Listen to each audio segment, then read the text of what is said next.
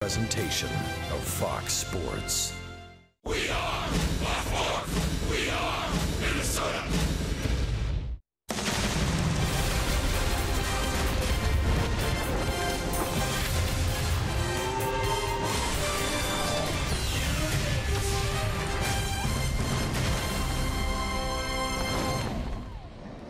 Happy Father's Day from everyone with Minnesota Twins and Fox Sports North. A day for the sons and daughters to run around in the outfield with their fathers today at Target Field. Now, Irvin Santana's given up a few home runs before, but I think he was pretty happy to give that one up to his son.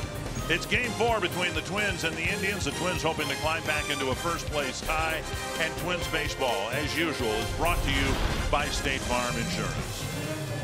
And happy Father's Day from Target Field. I'm Dick Raymer. You know, for several years, Major League Baseball and the Prostate Cancer Foundation have teamed up to use this weekend to raise awareness for prostate cancer. For those of us in Twins territory, we had another reminder of how deadly this disease can be and how serious it is when in February, shortly after taking a job with the Arizona Diamondbacks, Ron Gardenhire, who managed the team for 6 division championships and over 1,000 wins, was diagnosed with prostate cancer. He had surgery in April and he's doing fine, and he talked about the challenges he faced getting the diagnosis and approaching surgery. One thing he told me, you know, get yourself in shape. He said, start doing some walking, a lot of walking and stuff before this. He said, make sure your body's ready for this. That'll help. And I did during spring training, of course. You know, Torrey let me just run around the outfield and shag, which was good. Chased a lot of balls around. I kind of started watching my diet even more than I had been. So yeah, all that I prepared just exactly like I would for opening day, and that was going to be my opening day. I think that's probably was the wildest part of the whole deal was, you know, after this was announced and everything, all the calls I started getting, friends all over baseball, Twins, D-backs, you know, fans, sending me letters. It was just incredible. People that I hadn't talked to in a long, long time. Umpires that had probably thrown me out 5 or 6 times, you know, and it was really neat. They're friends. I mean, these guys, I've grown up on the field with them, you know, whether it be umpires or baseball players, and that was an incredible part of the whole deal. Get your physicals every year. Don't pass on it. You can get them every 2 times a year if you want, but make sure you get your physical every year and get a blood test and have them check your PSA. That's what saved my life. I know that for a fact, because if I'd letting it go and not done this, you know, who knows where I'd be, you know, a long time ago. So it's so important. Just go get your physical, let them check you out, take a blood test, let them check you and make sure. I exchanged some texts with Gardy this morning. As you can tell, he's lost a lot of weight. He said about 45 pounds he's shed since the diagnosis. And he said that his PSA numbers have gone from 4.7 to .004. He's feeling great, and he asked me to make sure that to thank all of the Twins fans in Twins territory for their prayers and support both before the surgery and since. He's doing great, and we'll see him here at Target Field in August as a bench coach for the Diamondbacks. When we come back, Twins try to win a ball game against the Indians at home. They haven't done it yet this year, and the Twins' sons hope to make their Twins' fathers very proud on this Father's Day.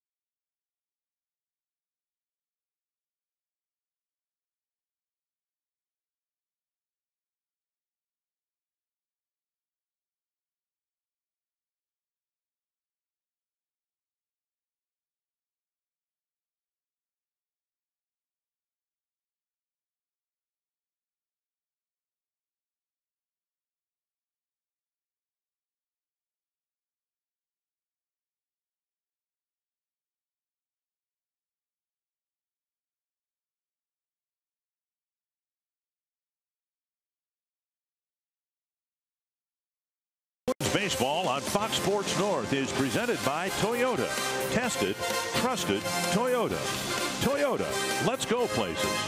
By CenturyLink, connecting you to the power of the digital world. By Sanford Orthopedics and Sports Medicine, for the everyday competitor in all of us. And by Dodge. Test drive a Dodge Challenger or Charger at the Dodge Drive and Discover sales event going on now. Final game of the four-game series between the Twins and the Cleveland Indians. And in this series, we've had a lot of unknowns on the mound. Familiar names and faces going in the series finale, with Kyle Gibson going for the Minnesota Twins and Trevor Bauer for the Cleveland Indians. And we welcome you to Target Field, and everybody out there, happy Father's Day. Dick and Bert with you for the final game of this series. One of the reasons this Cleveland-Minnesota matchup has been interesting to watch over the last few years, it's a matchup of two of the best second basemen in the game. We know what Brian Dozier means to the Twins, and Jason Kipnis means that to the Indians. Yeah, you know what? Both these guys, the American League has a lot of good second basemen. We're going to watch a couple of them over this series, but Brian getting the day off, and Kipnis will be at second base today. You see where they rank since 2012? Well, they're in the top 5 in almost every category. These guys can downright not only hit, and for Dozier, of course, the power, but for Kipnis, a lot of it is his defense, too. Already in this series, offensive-wise, in Game 1 yesterday, he picked up a couple hits, a couple doubles, picked up an RBI, and defensively, the line drive actually off the bat of Brian Dozier, and then making a nice little short hop grab right there to get the out at first base. So two good second basemen for the Indians and the Twins. It's been a disappointing series for the Twins, but if they can win here this afternoon, they'll climb back into a first-place tie with the Cleveland Indians. A special Father's Day edition of Twins baseball coming your way next.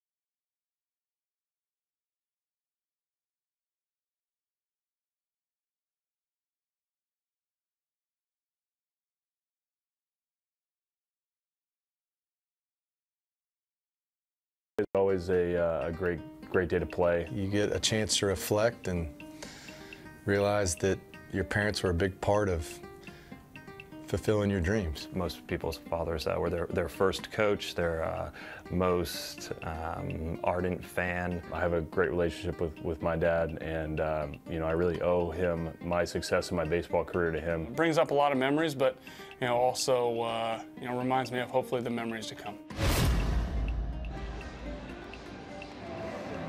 And for those of us who no longer have our fathers, it's a time to reflect on how blessed we were to have them when they were here. And as a father, as I am, we also look back at the children in our lives and how fortunate we are to be fathers on Father's Day. I'm very lucky to have 2 of my children here, our children here, and 4 of our grandchildren. So, yeah, very, very lucky. And, you know, I think Matt Belisle said it good, you know, that the memories of your dad, the reason he's here, like Jason Castro said, is because of your pops. So, yeah, happy Father's Day to everybody.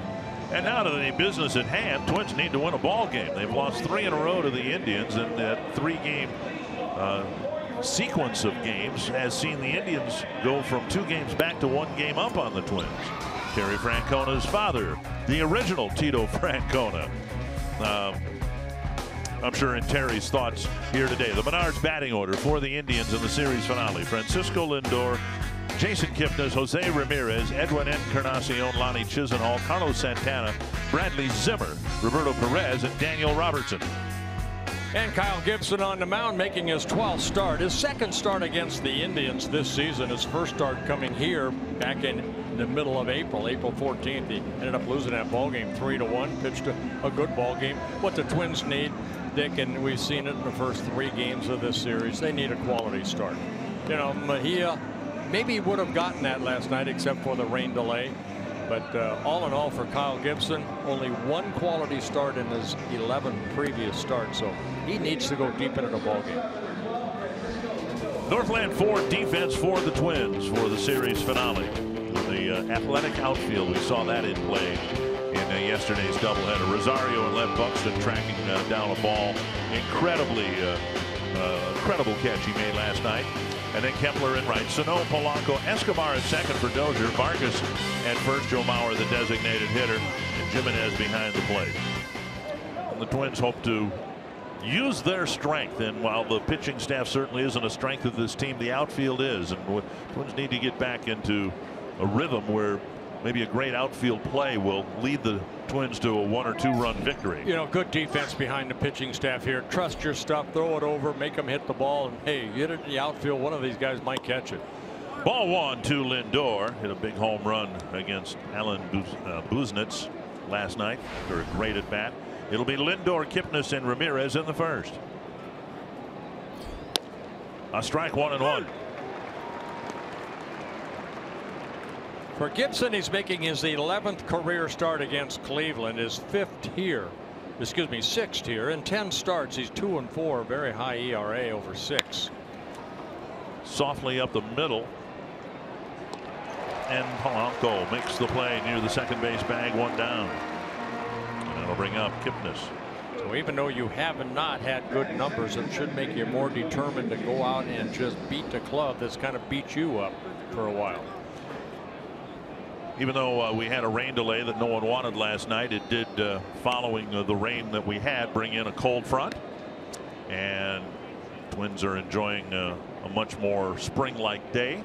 Heat and humidity are gone. Temperatures in the 60s. Here's Kipnis with 1 down. And a line drive single to center.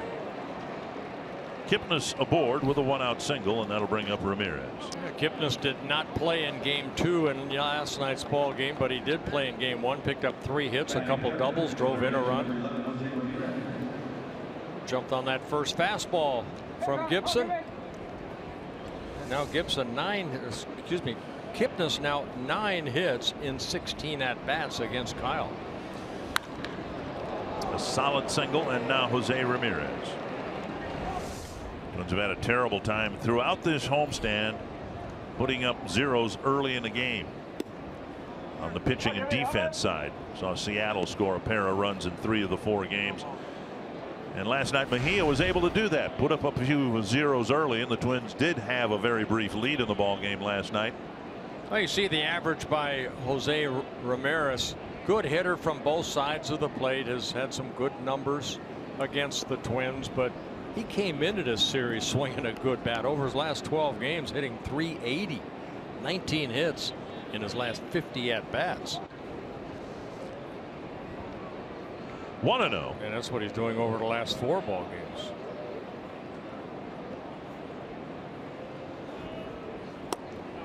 And a strike. We said at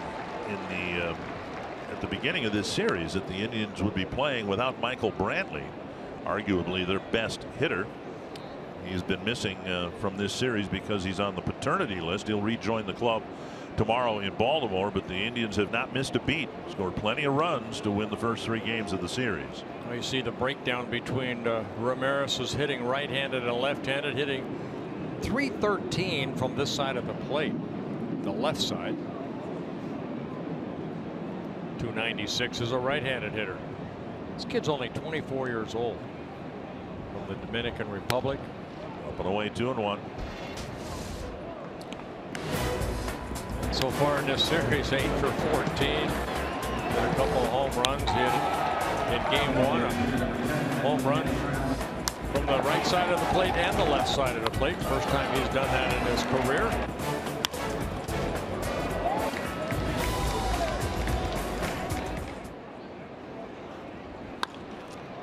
Deep to the right field corner, chased by Kepler. That's a fair ball. And Kipnis gingerly went around second base and advances to third on a double into the corner off the bat of Ramirez. Well, it looked like an off-speed pitch, and Gibson, who had been told to trust his fastball, the sinker, sometimes, you know, he falls in love with off-speed pitches, and it looked like an off-speed pitch that Ramirez hooked down that corner. He took something off that. Ramirez uppercut swing. Kipnis kind of held up, I think, because of the way that Kepler went after that ball, and that ball just lands fair. It'll be a double for Ramirez, his 20th of the year.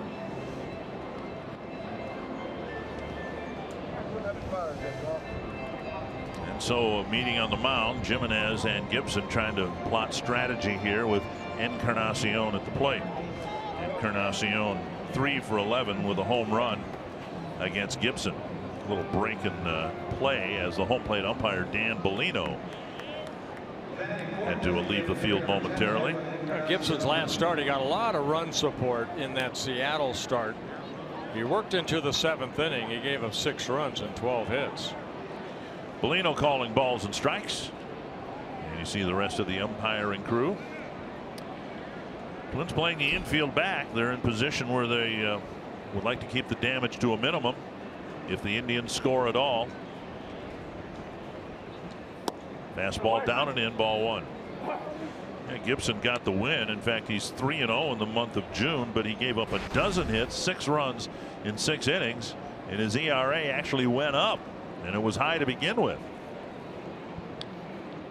1-0.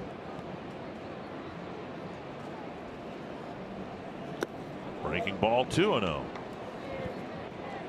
Opponents coming into this ball game hitting .325 off of Kyle in his first 11 starts.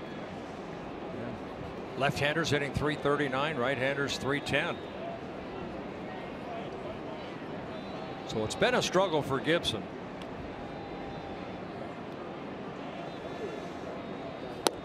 Breaking ball hits the corner.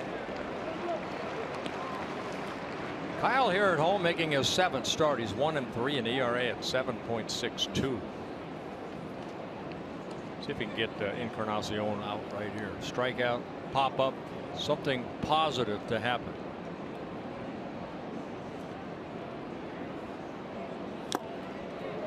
And came off the bat and a foul tip, 2-2. That's a good sinking fastball right there. That's Kyle's, to me, his sinker slider. Those are his bread and butter pitches.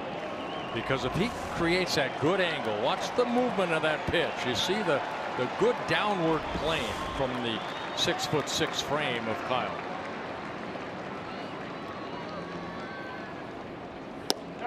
Oh, just missed the inside corner, and I think he threw it right where he wanted to. Dan Bellino behind the plate. You know, Chris Jimenez, you know, holding the glove right there. Ball, well, that was a ball. A little bit of a tail went inside. It's 93. I like that. First base open, a full count pitch now to Encarnacion with Chisenhall on deck.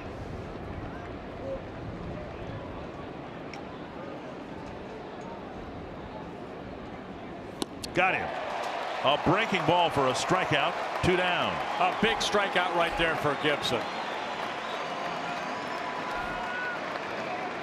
So he went inside a couple times and then looked like he took something off, maybe the curveball, something that Kyle has kind of added into his repertoire. That's a big strikeout, second out of the inning. Jimenez out to talk to Gibson again. I think that's more the curveball than the slider. So a good pitch by Gibson, gets a big strikeout here early.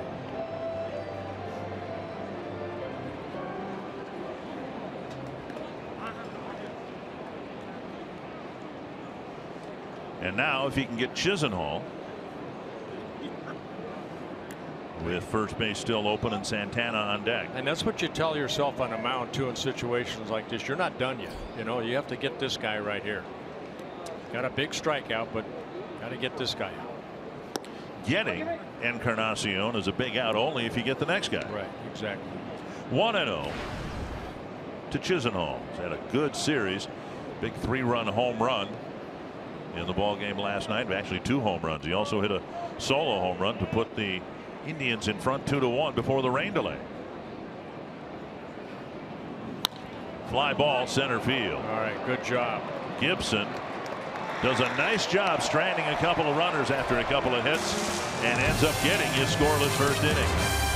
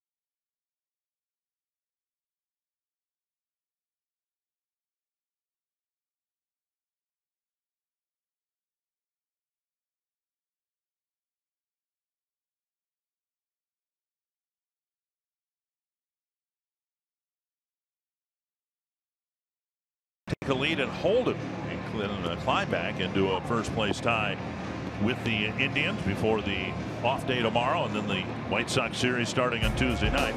Take a look at the White Sox, or excuse me, the Twins of Menard's batting order, with Polanco leading things off in the absence of Dozier. And then Mauer, Sano, Kepler, Vargas, Escobar, Rosario, Buxton, and Jimenez. And for the Indians, it'll be 26-year-old right-hander Trevor Bauer making his 14th start and his 3rd against the Twins this year. He's 2-0 in his 2 previous starts. One here in late April and then one in the middle of May in Cleveland.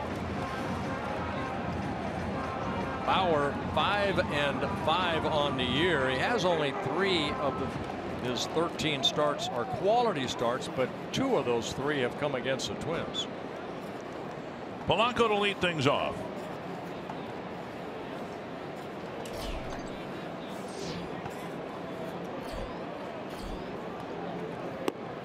With Dozier presumably getting a day off, there's of course a chance he can come in late in the game, but if he gets today off, Twins have an off day and essentially 2 days off in a row before the White Sox series. Another strike and it's 0-2. Now, Bauer has very, very good stuff. He starts with the strike and then that big curveball. He'll mix in a slider. Got an assortment of pitches. And Dozier just 4 for 32 against him. Here's a little pop up down the left field line, chased by Ramirez, and he makes the play. Wherever you put him, the ball seems to find him, and he seems to turn in a nice play. Made that same type of catch, I believe, in game 1 in yesterday's ball game, going into foul territory. Has to run a long way and make the catch. Indians in the field. Daniel Robertson's in left. Bradley Zimmer's in center. Lonnie Chisenhall in right. Ramirez, Lindor left side of the infield. Kipnis, Santana the right side, and Roberto Perez behind the plate. Played the second game last night at second base, giving Kipnis a break. Mauer drives a liner foul, 1 strike. Well, you see where he's playing. He hustles into foul territory, makes a nice running catch. Saw Mauer jumping on the first pitch. We don't see that too often off of anybody, but Joe, very good numbers against Trevor Bauer. 12 hits and 34 at bats, a .353 batting average.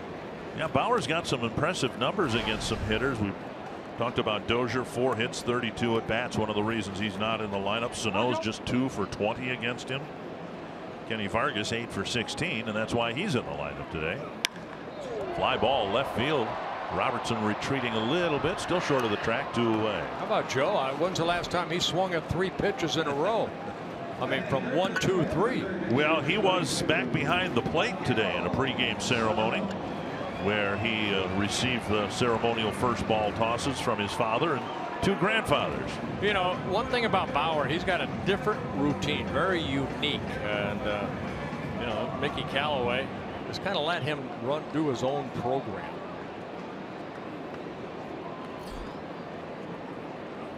Inside to Miguel Sano. I mean, you know, he takes that little wand right there and loosens up the arm in front of the dugout. And then always wearing headphones, playing a lot of long toss. Sano retired. Bauer has a quick 1-2-3 first inning.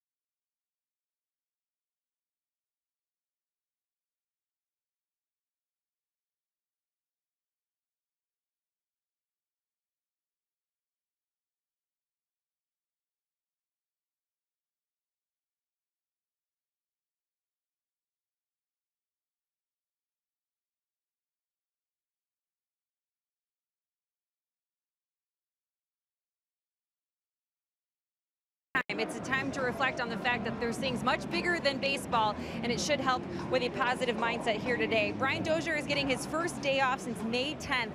That's 36 straight games since spraining his ankle. Paul Molitor says it's held up exceptionally well. Today is just a day off to recharge. He also says they've been playing the outfield shallower than they've ever been used to, and he says it's made a big difference. In close games, he'd rather protect against a blooper than a double, especially since he knows now all 4 guys are athletic enough to recover from any of those deep hits. Guys. Well, thank you, Audrey. And we saw Byron Buxton make a great play last night in the first inning with the bases loaded and Austin Jackson at the plate. Swinging a foul. Buxton was playing shallow and in right field, toward right field. And the ball was hit out by the bullpen. And I don't know that there's another center fielder in the game who could have gotten there to make the catch. Took a really good route and showed extraordinary speed to help save a bases clearing triple. Well, Jeff Pickler is the outfield coach, and he has put a lot of time in on where to put these guys. And now the infield goes into a shift after the second strike to Santana. Sano swung over to the right side. You see Pickler right there. Channels all the analytic information that's obtained and tries to funnel it to the proper place during the game. Chop foul. And one of the things that has been peculiar and disappointing for Gibson this year, we used to see him get off on runs and retire a bunch of hitters in a row. He was probably better at that than anybody the Twins had for a number of years, and he simply has not been able to do that this year. Well, he's still looking for that consistency, and you know, it all starts one game at a time, and right there a good pitch to Santana. So Gibson going inside to Santana and picking up his second strikeout. Again, we saw the tail of that fastball. He'll start it inside and it'll come back maybe a couple 2-3 inches like that. Ooh. Caught the corner, upper part. Once a pitcher, always a pitcher, the right? The seam. One down, here's Zimmer. You know what I'm talking about with Gibson? We would often talk about, well, he's retired 9 men in a row or whatever. He's had now 50, just about 56 innings, which of course is a low number. He spent some time in Rochester and all that. He's had only 14 1-2-3 innings, and frankly I'm surprised he's had that many. And only once has he had back-to-back 1-2-3 innings. That was in his first start against Kansas City. Yeah, you know what, the Twins still relying on Kyle to find it himself and get back to where he was, say, in 2014 when he won 13 ball games. You know, even a couple years ago he pitched almost 200 innings. Up high, and it's 1-2. He's got the stuff, but sometimes you get into that mental game, you know, and I think last start that he had that big lead, Paul Molitor came out and talked to him, and all of a sudden we saw the 94, 95 on our fastball. Fouled away, that at 94. And of course he's got 2 fastballs. He's got the 2-seamer that sinks, and we just saw the 4-seamer at 94 miles per hour. I remember a couple starts ago he had a really good curveball. That in Seattle.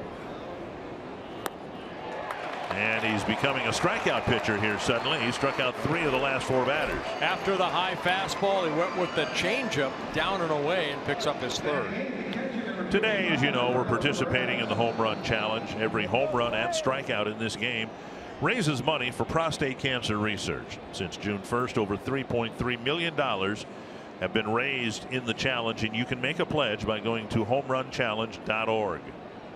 2 down in the second, and now Roberto Perez.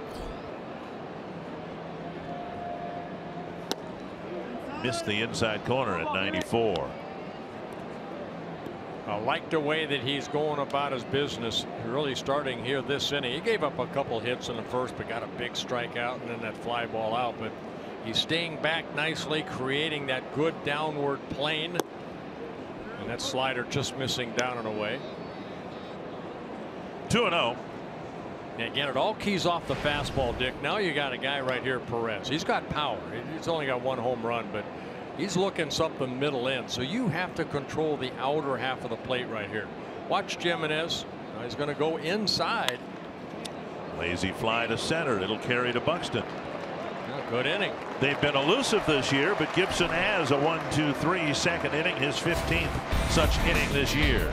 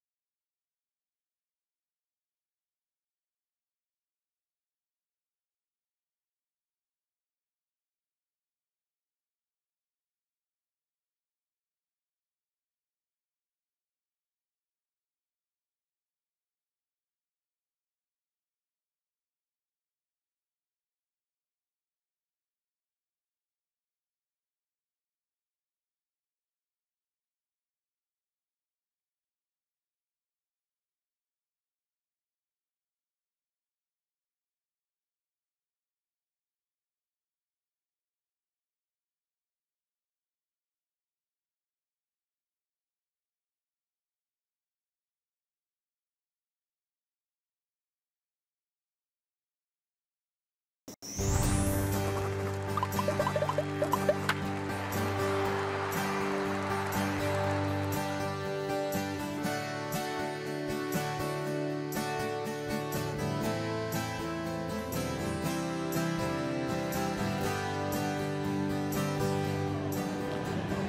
score as we go to the bottom of the second inning, and Max Kepler will lead things off. And this is a special day for me, and it happens, I guess, once every 7 years. But this is also my first child's birthday today, and which means that 22 years ago today, I became a father on Father's Day, which was kind of cool.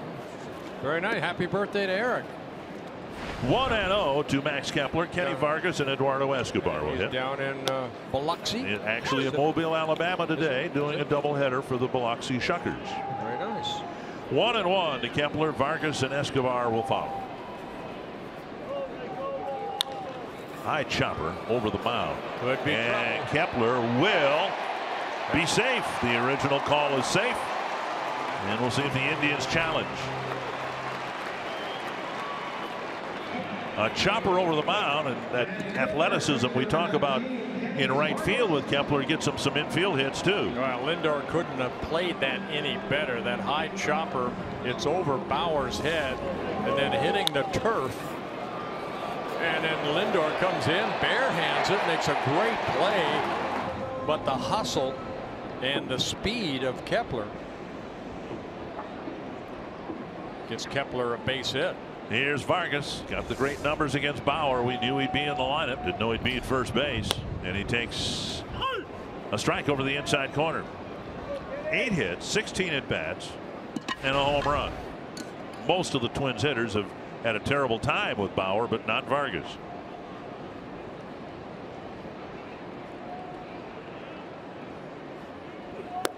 Taken inside, 1-1.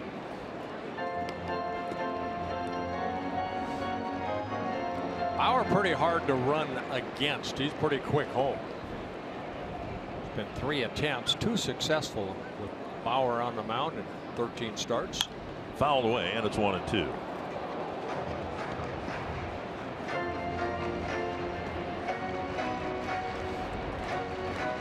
And Perez behind the plate, very good throwing arm, as John Gomes also does, the other catcher for Terry Francona.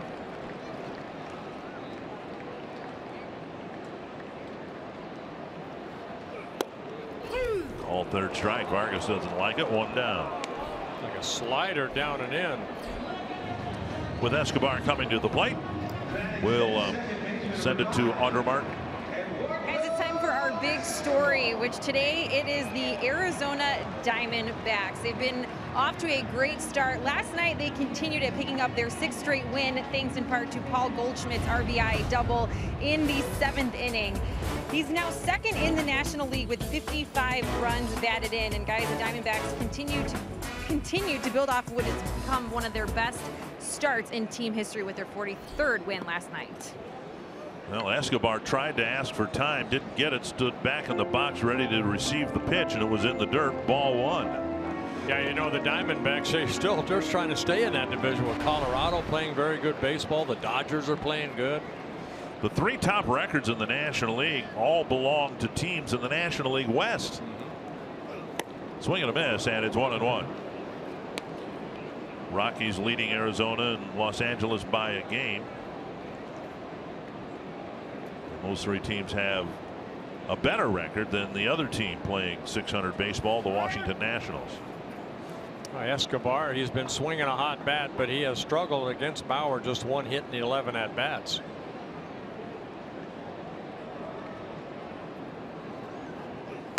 Very high. 2-1.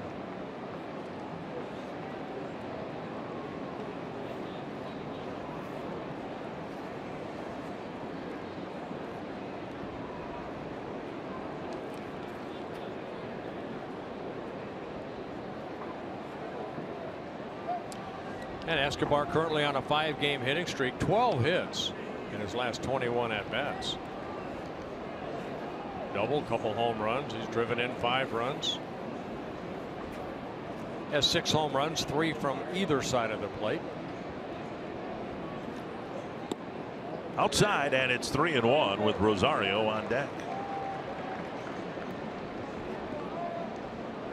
Indians have had to count on Bauer maybe a little bit more than they anticipated. Corey Kluber's missed some time with a back issue.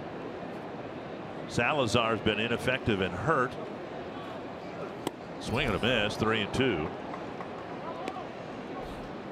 And so the Indians now in first place, but they've had some rotation issues as well. We've seen that here. The Twins haven't been able to exploit it because of the ineffective starting pitching that they've run out there. But you know, Bauer right now, you'd have to put him third in the rotation behind Carrasco and Kluber. He had a good year last year, worked 190 innings. Kepler goes, and it's ball 4. So Bauer, who at times can be his own worst enemy and has some control issues. He's had 2 starts this year where he's issued 5 walks.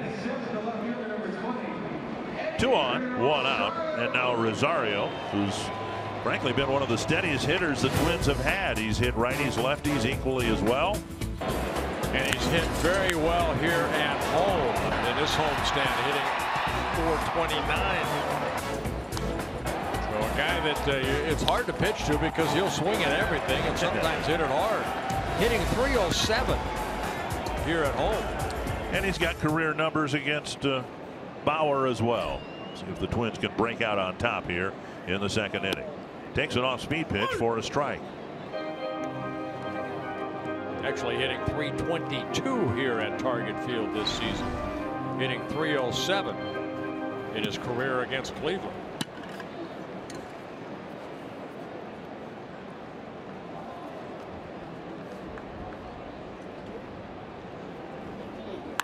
Up the middle, a base hit. Kepler to third, being waved around. The throw from Zimmer is in time. Nice tag by Perez. And Kepler not reacting one way or the other. We'll see whether the Twins challenge this call. Rosario going to second, Escobar to third on a very close play at the plate. I tell you what, Zimmer comes in, makes a tag. We take a look right here. I don't know if he tagged him.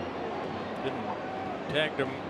The front leg is up in the air, and that so often happens at home plate. That Bauer right over Bauer's shoulders into center field. Zimmer comes charging in. A lot of times center fielders, that ball will hit the mound. And I don't think the Twins will challenge here. It doesn't look like it. You can see the front leg up in the air. The tucked leg, the right leg, was tagged. And the opinion of Dan Bellino right before the tucked leg touched the plate. So often you see players who now are given a sliding lane and are mandated to do that. Catchers are. They'll go in head first for that very reason, because you can touch the plate with your hand, and so often that front leg in a foot up first sliding position is up in the air, right, and the home plate obviously is flush to the ground. And now we may have an issue here with the trainer coming out to talk to Bauer. Well, you know, when Rosario hit that ball, I mean, he got out of the way as quick as he could, and I wonder if maybe if he hurt himself. Well, Bauer now, actually they're talking with Perez, the catcher on the mound, and it's his glove hand. Let's take a look at the tag.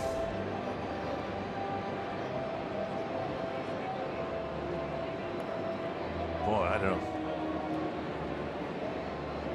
know if he tweaked his wrist somehow. It didn't get bent back. It was a swipe tag. Still not sure that Kepler's out, by the way, but it's just the second inning, and the Twins can't risk burning a challenge here. But it certainly looks like a wrist issue of some sort. And they're going to, I think, give Perez a chance to receive some pitches to see whether he can catch the ball effectively. Seemed like an innocent enough play.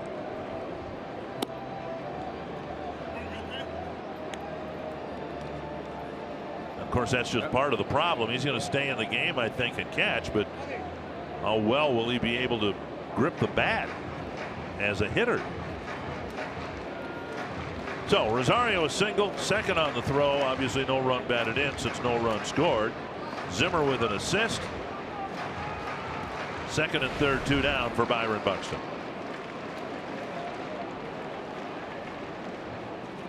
Twins with 2 hits and a walk against Bauer, but nothing up in the run column yet.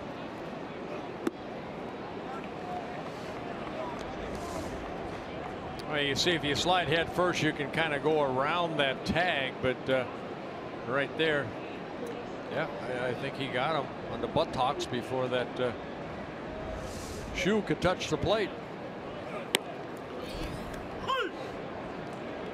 A strike to Buxton, 1-1. You know what I mean, Dick? A lot of times center fielders, it comes in like Zimmer did, and their throw, they want to one-hop the catcher, but that ball landed in front of the pitcher's mound and then skipped to Perez. Chop foul, 1-2. You know, we've seen throws before hit the mound and actually kind of ricochet all over the place. What's happened a couple of times this year to Byron. Right. Throws from center field.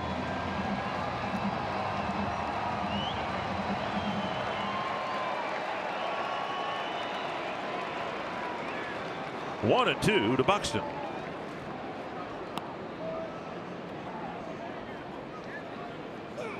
Up and away. 2-2. You can hear Bauer when he releases that ball, kind of a grunt. Just 26 years old, already in his 5th season with the Indians. Came over from the Diamondbacks back in 2012, the winner. Buxton with a drive down the right field line, but foul.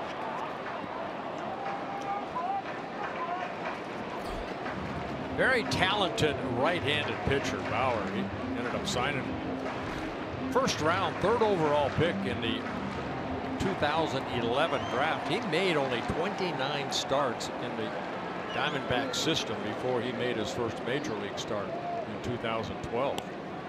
2-2. Grounder to short.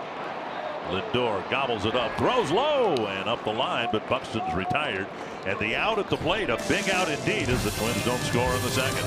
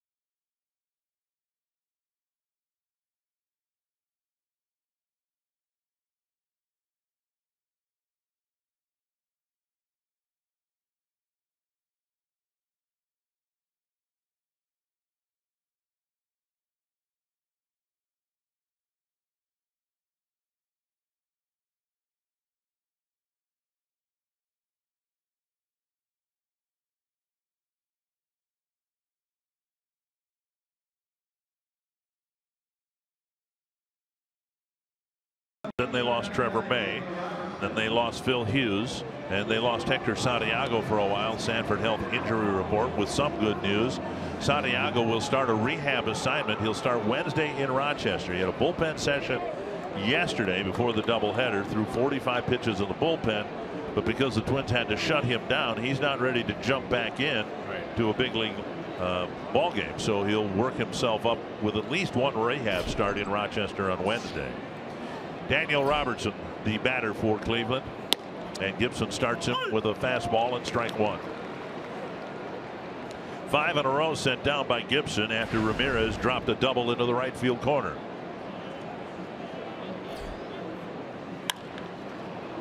Buxton coming in. 1 down. I don't know if you had to guess, what would you say Byron does best out there in terms of covering ground? Going back, going in, diagonally like he did there, diagonally the other way. He does it all well. I don't know if there's one area that he's better at. Kirby Puckett was great, but he was much better at going back on a ball than he was coming in on a ball. Kirby played a very deep center field, of course, at the Metrodome. But Buxton, you know, he just glides. And the focus and that cat-like instincts center fielders have. 1 strike to Lindor.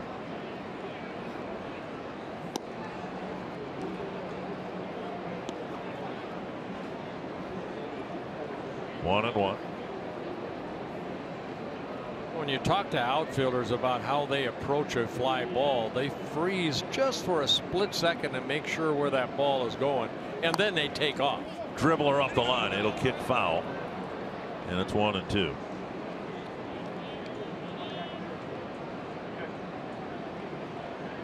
Well, I told Byron that the catch he made in the first inning last night I thought was one of his best of the year, and he didn't dive and he didn't run into the wall, but he covered so much ground. And what a blessing it is for a pitcher to have outfielders that can play shallower, as Buxton and Kepler and Rosario have done, and still go back and catch a ball on the warning track. Yeah, I played with a center fielder, Devon White, in Anaheim, and he was like Buxton. They could cover some ground. 1 and 2 to Lindor, and now high. I mean, even for Lindor, and he's got some pop. He's got 13 home runs. Rosario's probably 5 steps shallower and left than a standard left fielder would be. And now Buxton will go back on this ball. And on the track, make the catch. Exactly what we're talking about. Rather than starting back there, maybe not being able to make the catch as he did in Robertson's short fly ball. He's able to cover ground back there and in front. There's not too many outfielders that have that type of instincts that Buxton has. Even on that fly ball, he froze for a second and then let his speed catch up to that ball, and he kind of glided under it and caught it on the warning track. 2 down, and Kipnis, the batter, hit a single his first time up.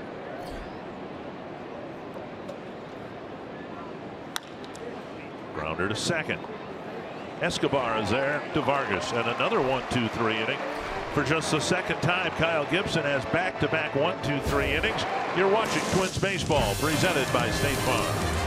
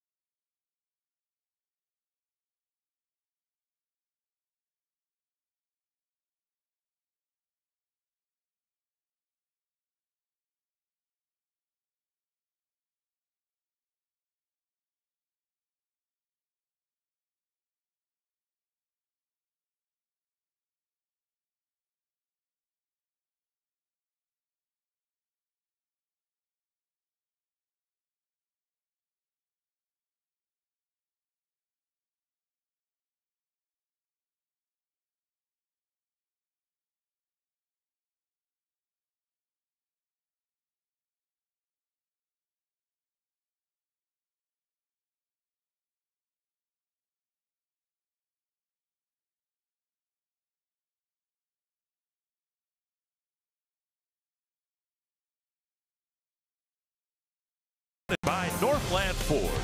Visit buyfordnow.com and your local Northland Ford dealer today.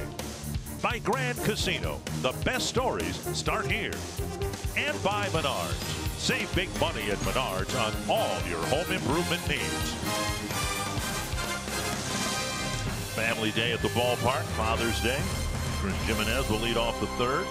Each team's had a chance to score. Twins had a chance in the second inning. Indians had a chance in the first. Well, Jimenez, of course, with Cleveland, caught Bauer many times. So he should know what he throws here. Jumps on that first fastball, fouls us straight back. 2 hits and 7 at-bats for Jimenez against Bauer.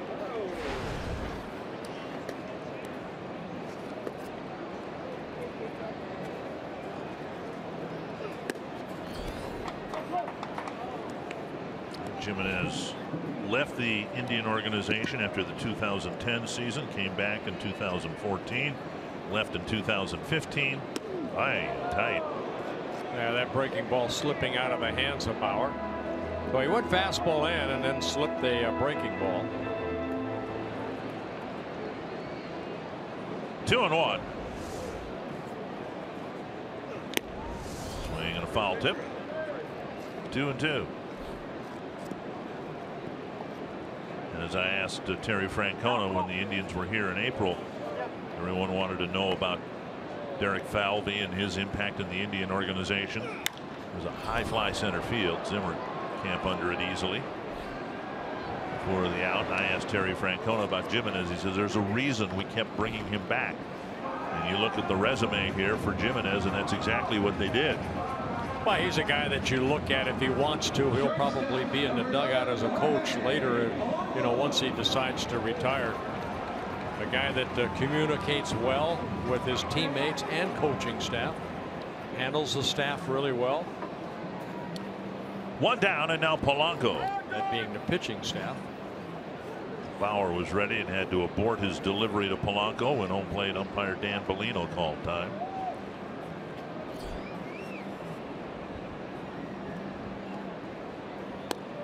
Big hook over for a strike.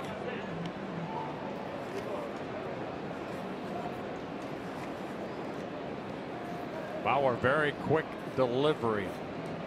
Gets to that balance point very quickly and then throws everything he can. Pushes off that rubber and then explodes like that. 97 miles per hour.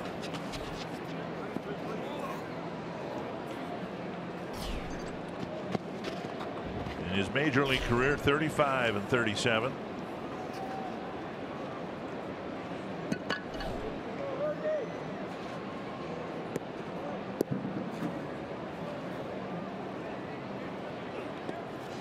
He's got a tremendous arm, and yet the Indians so blessed and deep in pitching. We're talking about the Twins being thin in that regard. Last year he started the year in the bullpen and still came back primarily as a starter and won a dozen games. Yeah, probably his best year yet. 28 starts, 35 appearances overall. And Polanco waited and got a piece, fouling it off of Perez. Pitched through the postseason for the Indians, although in the ALCS, of course, he had his incident with the drone, went out there and tried to pitch with the big slice in his hand, only lasted 2/3 of an inning. Popped up and over our heads. Which there are a lot of things.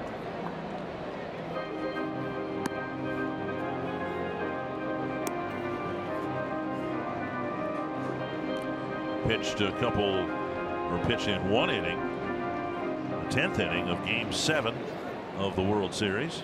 After Rajai Davis had tied it in the 9th. Swing and a miss. Polanco ends up striking out, 2 down. Yeah, big curveball right there. Polanco swinging through it, and Bauer picking up his second strikeout. And that'll bring up Bauer. He's got a nice tight rotation on that curveball. Watch this, straight over the top. Strikes presented by Dodge. Bauer with a fly to left his first time up.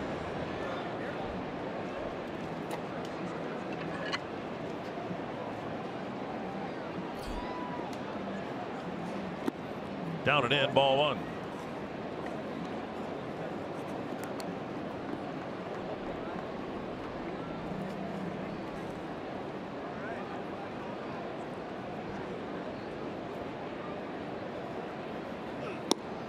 And a strike at the knees, 1-1. Here's what we referenced earlier.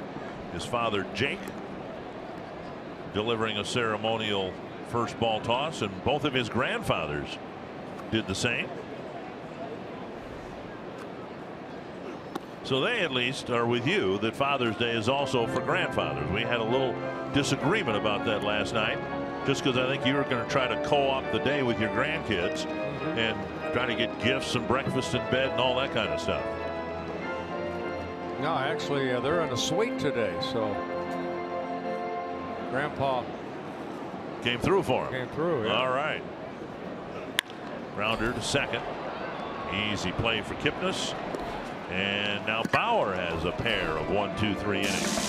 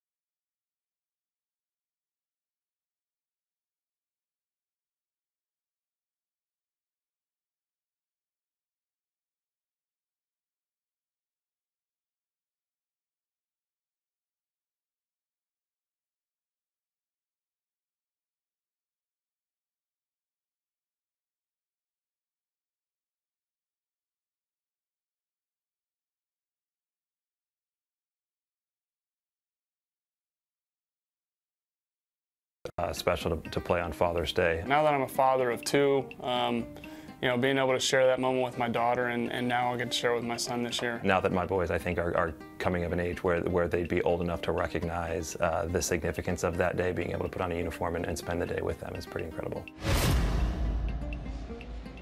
And we wish all of you a very happy Father's Day. I tell you what, as a former player, Dick, the most exciting moment for me is having the opportunity, like Craig Breswell was talking about, is having your kids at the ballpark with you. Yeah. You know, playing the game of baseball. Jose Ramirez leading off the Cleveland fourth, and Gibson hits the outside corner. Kind of a treat for Taylor Rogers. His dad is here for Father's Day. Just the second time that his father has seen Taylor in a big league uniform. Don't know if Taylor will get in the ball game today or not. We saw the wonderful story of the Buznitz family last night, coming all the way up from Georgia, driving all the way up to see Allen's major league debut last night, and sticking around for the weekend. 17-hour drive. Foul back, and it's 1-1. Well, Kyle a little bit on a roll right now. He's retired 8 straight since he gave up the double to Ramirez in the first inning. And we made a point about the time this streak of successful at bats began, that's something that Kyle was really good at, and we just haven't seen him take off on good streaks like that, retiring a sequence of batters in a row. 2-2. Ramirez, Encarnacion, and Chisenhall here in the fourth. You can see the numbers not very flattering. First, second, or third time. Inside, he missed. 3-2. It's a game that, you know, you have to take your lumps sometimes, but as long as you keep working hard and trying to improve, you can't control what happened for Kyle. All he can do is today hopefully have a very consistent outing. So far, so good. Up the line, and that will stay fair. And yes. Vargas will meet it at the bag. 1 down. Well, he's attacking with the fastball, then mixing in the changeup, and that looked like the off-speed pitch right there. Yeah, good changeup, good location. So 9 straight retired by Gibson. And of the 9, maybe the first of the 9 was the most important. Second and third, 1 down in the first, and Gibson bore down and struck out Encarnacion. Ended up getting Chisenhall, got out of the first inning jam. Good point. Yep. And has been pitching from the windup ever since. That's going to land somewhere very high up in the second deck. Encarnacion tattoos one. And it's 1-0 Cleveland. You know, you're making great pitches. His first 40+ pitches are really good pitches, and then you make a mistake, and Encarnacion jumped all over it. His 15th home run of the year, and it's a 1-0 Indians lead. Saw him do it earlier in the series where he's sitting on the first pitch fastball. 9th home run that Gibson's allowed. Target down and away, and it was belt high right down the middle. Kyle was doing a good job of creating that angle, but when it's straight, that ball ends up there. And now Lonnie Chisenhall. Been there, done that.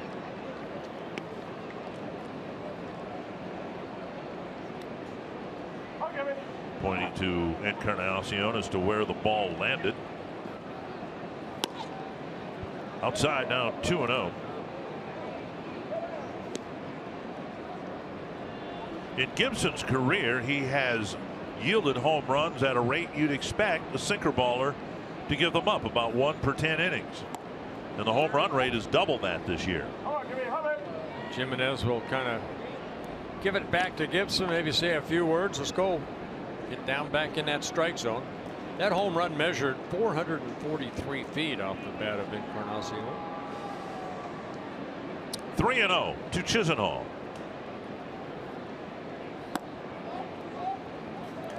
And a walk will put him aboard. The first walk for Gibson.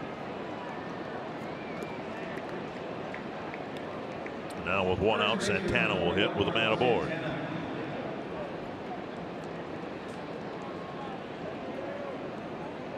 So 57 2/3 innings. 9 home runs allowed, not quite double the home run rate, but up significantly from his career numbers. See if we get a ground ball here. 7 double plays turned behind Kyle. Out in front of the off-speed pitch.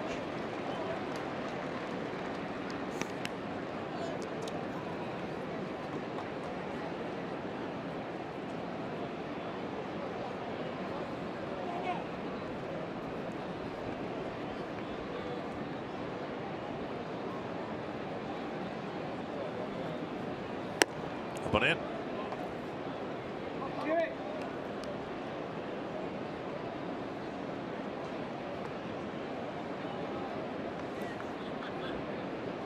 Santana in his 8th season with the Indians, originally signed by the LA Dodgers.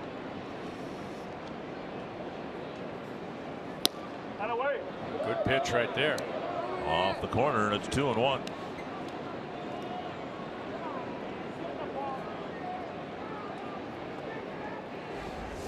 A little tail on it right there. It is outside.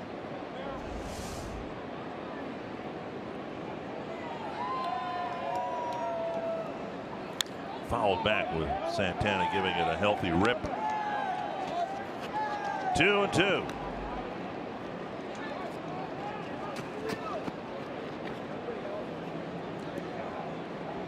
Indians did all their scoring last night with the home run ball. And the first run of this game produced an Encarnacion home run.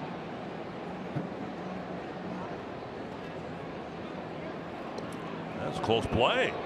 Chisenhall a little they fell asleep for a second there. Just able to get back. Not a base stealing threat, only 1 stolen base and 1 attempt.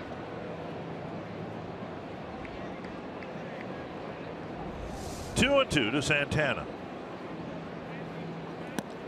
Saw Gibson slide step. That's one of the reasons he's so tough to steal on, but now it's a full count. We'll see if Chisenhall takes off here.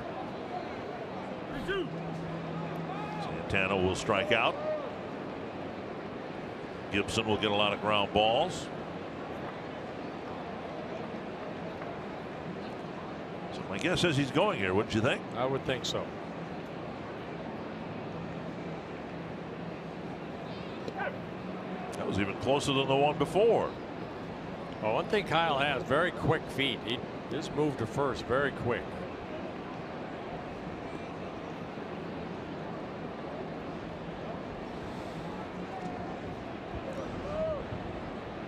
Has 9 career pickoffs. Chisenhall goes, struck him out and threw him out.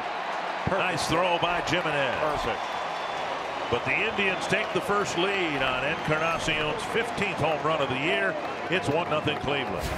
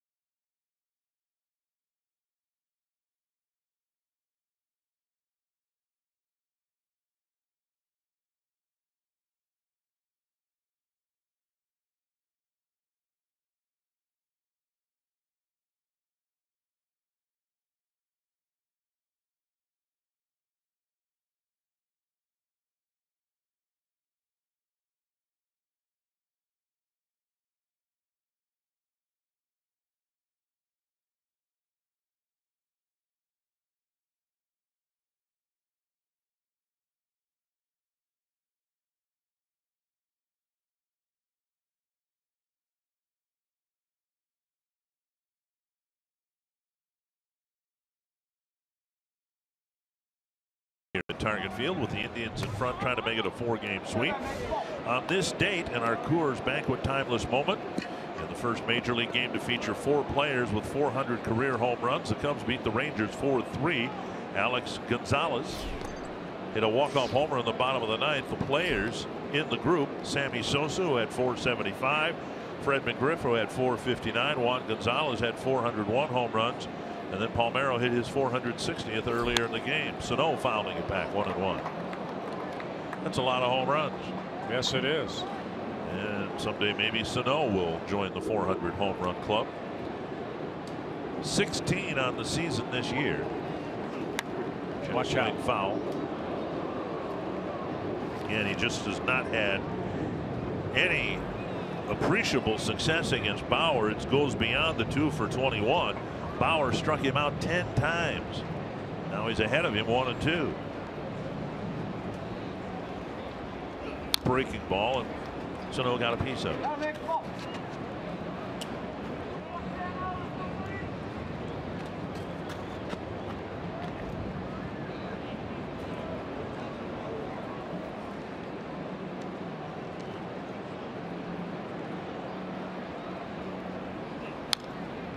He hung that curveball right there. You still vote for Miguel Sano. They'll have updated totals, I think, on Tuesday. So you can vote today, you can vote tomorrow, you can vote Tuesday, and vote Twins for your 2017 All-Stars with the Esurance MLB All-Star ballot. The game coming up July 11th on Fox. Hot ground ball on one hop to Santana. slowly to the bag. One down. And that'll bring up Kepler.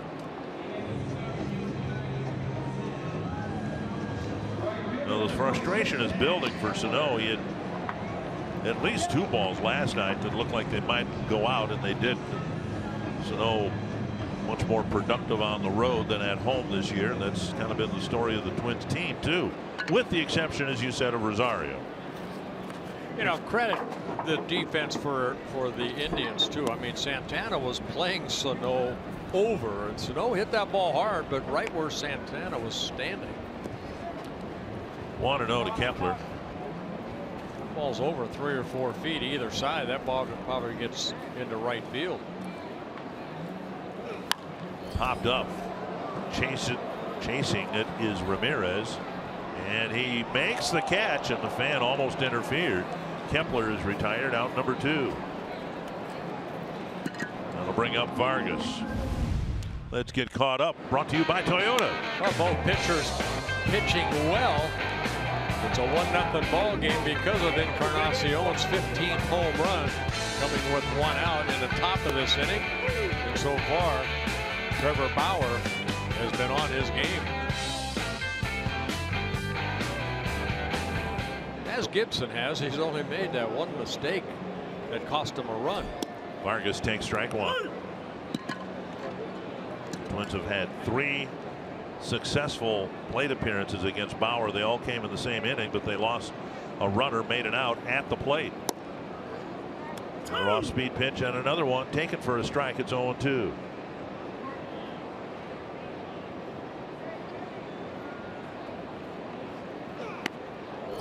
It is bad, I hope. Fastball inside. At the knob of the bat.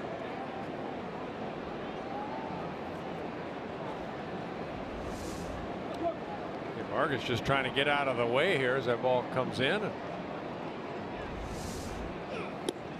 On the outside corner. Bauer sailing along since Rosario's single and the throw out at the plate. He has retired 7 men in a row.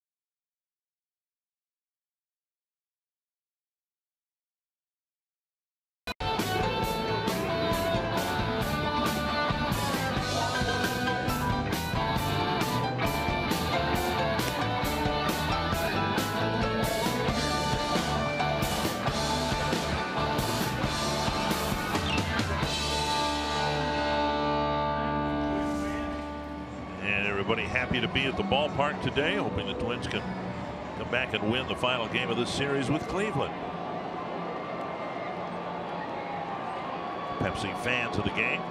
Bradley Zimmer will lead things off in the 5th against Kyle Gibson. Gibson to this point putting together maybe his best start of the year. Made the mistake to Encarnacion.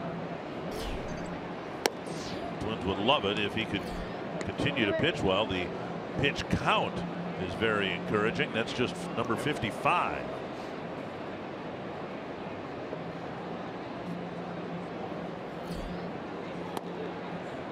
Missing outside, 2-0. Twins have the 3 games here with Chicago, and then they'll go to Cleveland. They'll try to be as rude a guest as the Indians have been this weekend here. Buxton coming in, and that ball died in front of him, hit off the end of the bat. And Zimmer has a leadoff single here in the 5th. Let's go to Audra Martin.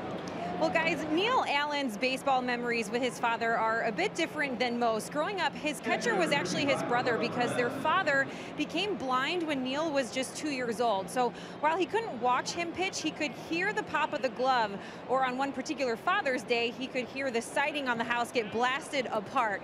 He said he knew immediately that it was Neil missing his brother's glove. So he went outside and said, "Happy Father's Day to me, guys. Go buy me some new siding." And Neil happily obliged, guys.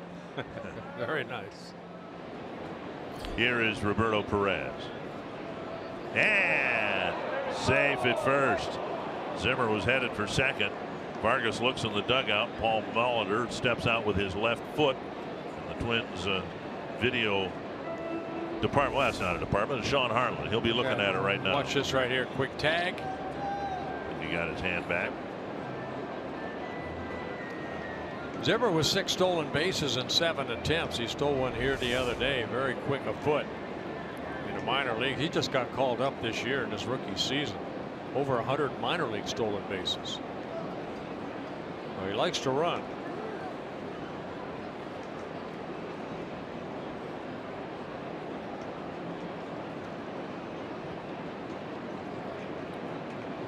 So does Roberto Perez. He just doesn't do it as well as Bradley Zimmer does. Perez likes to run, don't you think? Hopefully he'll run into a double play here.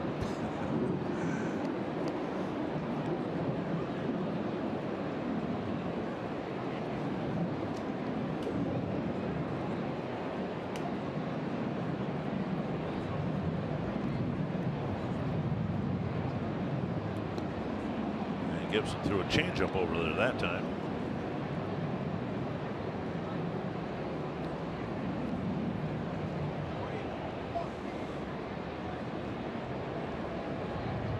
Gibson got to strike him out, throw him out, double play in the 4th.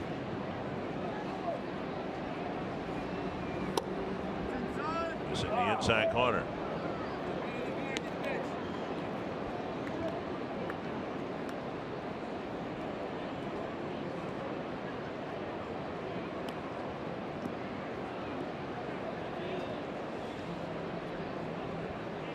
Hitless in the series with a cluster of strikeouts for Perez.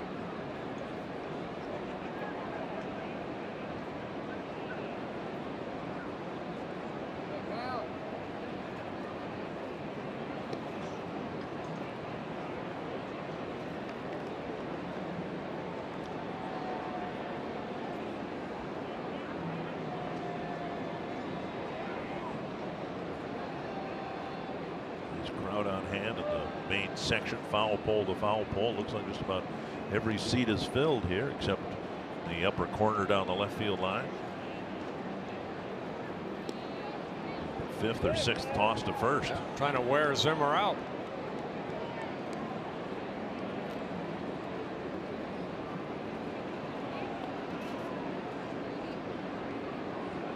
One and 0 the count to Roberto Perez.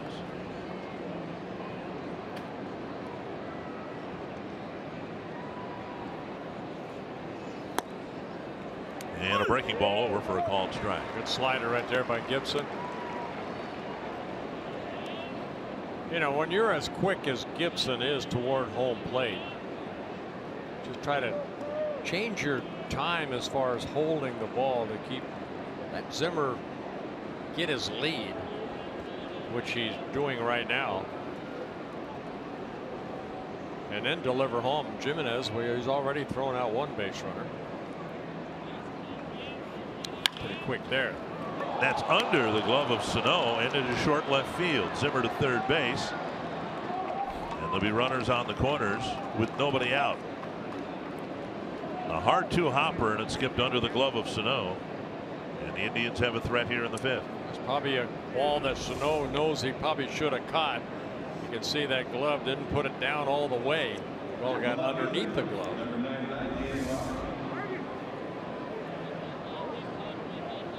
a hit for Perez. And now Daniel Robertson.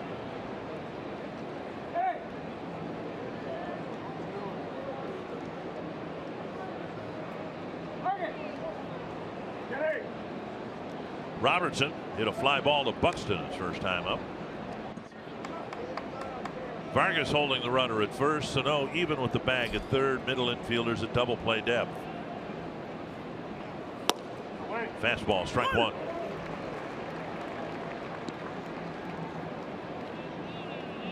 Kind of the same situation that Gibson had in the first inning. He needed a strikeout of Encarnacion, and he got one. Now trying to get Robertson to strike out or pop up.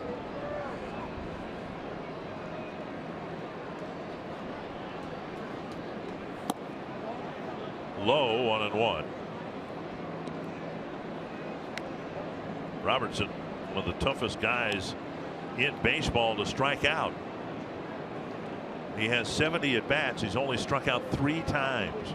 Well, you look at him at the plate, 5'8". You think of Altuve. You think of Dustin Pedroia.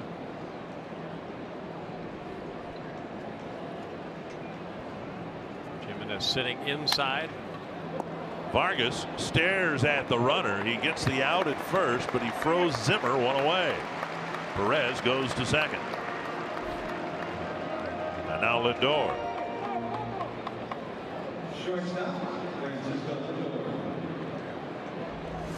Well, ball hit right there. Vargas getting off the bag, getting that little short hop, making sure that the runner Zimmer's at third, gets the out at first, stays at third. Think you know what goes into becoming a Minnesota Vikings cheerleader? I must confess I have no idea. Oh, come on. Get an inside look at the month-long selection process and the tough choices to determine this year's team. Plus get to know the 42 members of the 2017 Minnesota Vikings cheerleaders. Making the team premieres today at 4:30 p.m. after Twins Live postgame on Fox Sports North.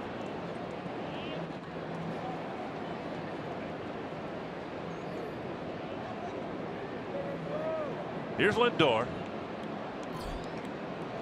Corner infielders up. And Lindor takes a strike on the outside corner. Lindor with a bouncer to short and a fly to center. We know the runner at third, Zimmer, runs very well.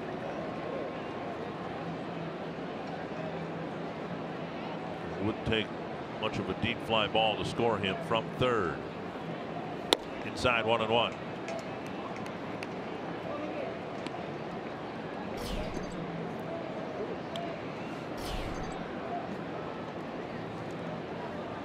Yeah, Lindor 0 for 2, but he came into the ball game 9 for 13 against Gibson.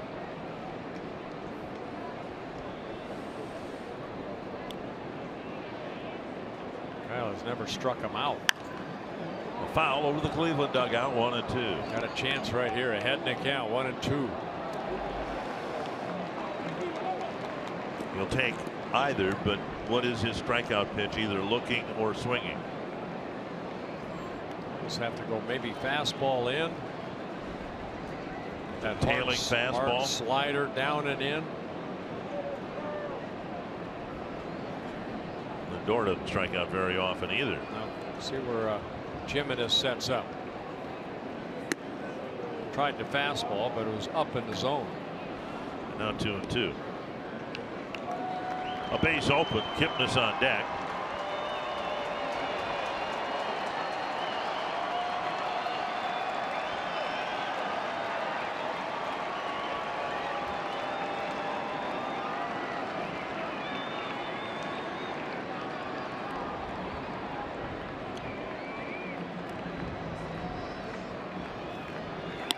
Outside now 3-2.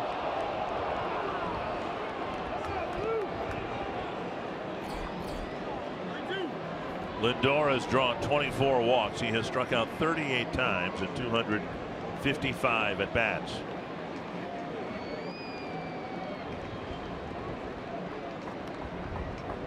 Full count. Popped up behind the second base bag. And making the catch is Polanco. That's a big pitch right there for Gibson. 2 down. He went to the slider, and Lindor got underneath it to pop it up. The 3 prior pitches, that high fastball, then he tried to sneak that fastball away, and he took that slider a little bit off. Lindor popped it up. But this combination of Kipnis and Lindor, one of the best in baseball. State Farm powerful combination. Altuve and Correa pretty good. We'll see if Gibson, having got Lindor, can now get Kipnis and get out of this inning. Inning started with a pair of base hits. Second and third, 2 down. Same situation as the first inning when he struck out Encarnacion, then got Chisenhall to fly out. Outside ball 1.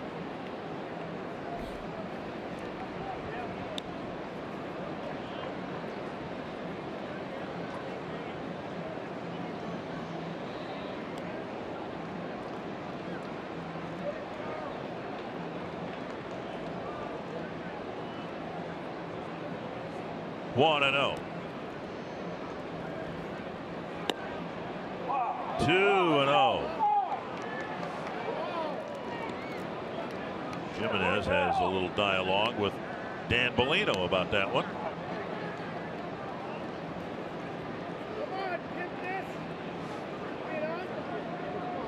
Did it hit the frame of the strike zone or not? Nope.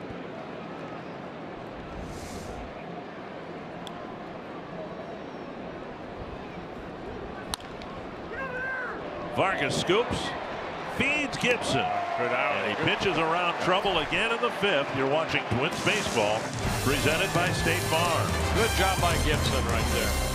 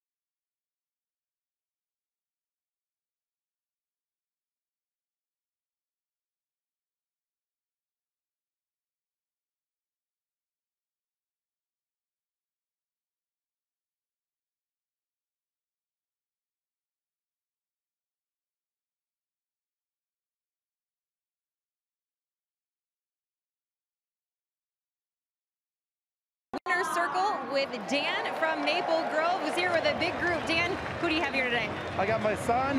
Whose sign? Hold up the sign. Brandon.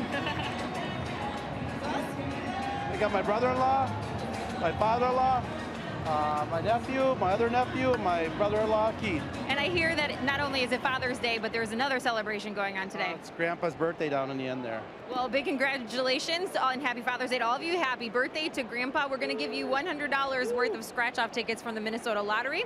Hope you win big. And again, happy Father's Day. Hope you guys have a great rest of your day. Thank you very much. Guys? Happy birthday, Grandpa. And you're all here by circle. Maple Grove, a northwest suburb. I had that as my mailing address for about 15 years. 1 strike to Escobar and a bouncer up the line foul. 0-2. Escobar, Rosario, and Buxton here in the Twins' 5th. And we told you at the start the Twins wouldn't have to face Corey Kluber and they wouldn't have to pitch to Michael Brantley. And at the start of the series, it seemed significant. You'd like to think the Twins could take advantage of that somehow. Check swing, did he go? Yep. And Escobar's going quickly 1 away. Bring up Rosario. Yeah, Jerry Lane, a crew chief over at third base, said Escobar went too far. He disagrees, but it's a strikeout to fourth for Bauer. Looked to me like his wrists broke, figuratively. And that'll bring up Rosario. Take a look. Hard breaking ball.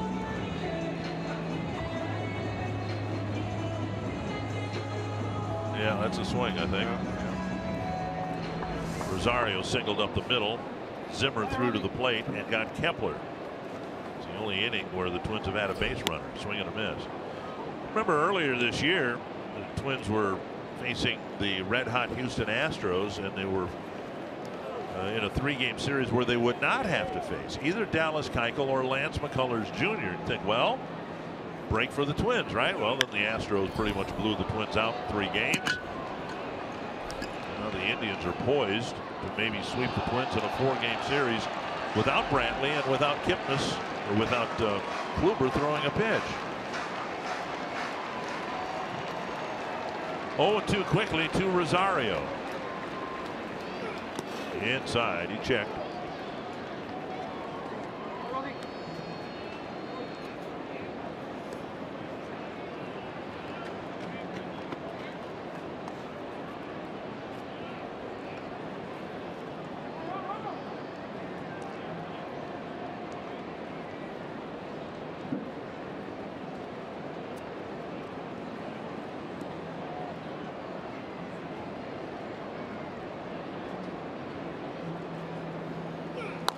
Pulled foul. A couple foul balls ago. A lot of gloves in the air. Wow, nice catch. It's the only one without a glove.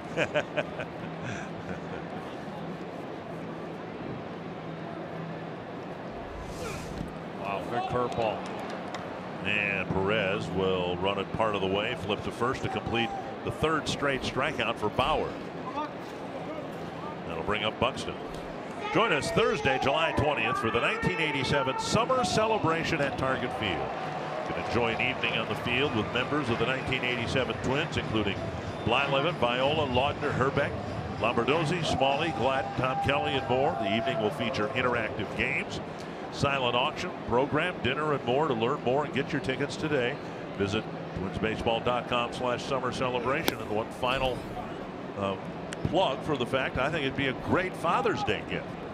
And if you haven't gotten your Father's Day gift for your father yet, you might want to consider that. 1-1 to Buxton. Get a ground ball to short his first time up.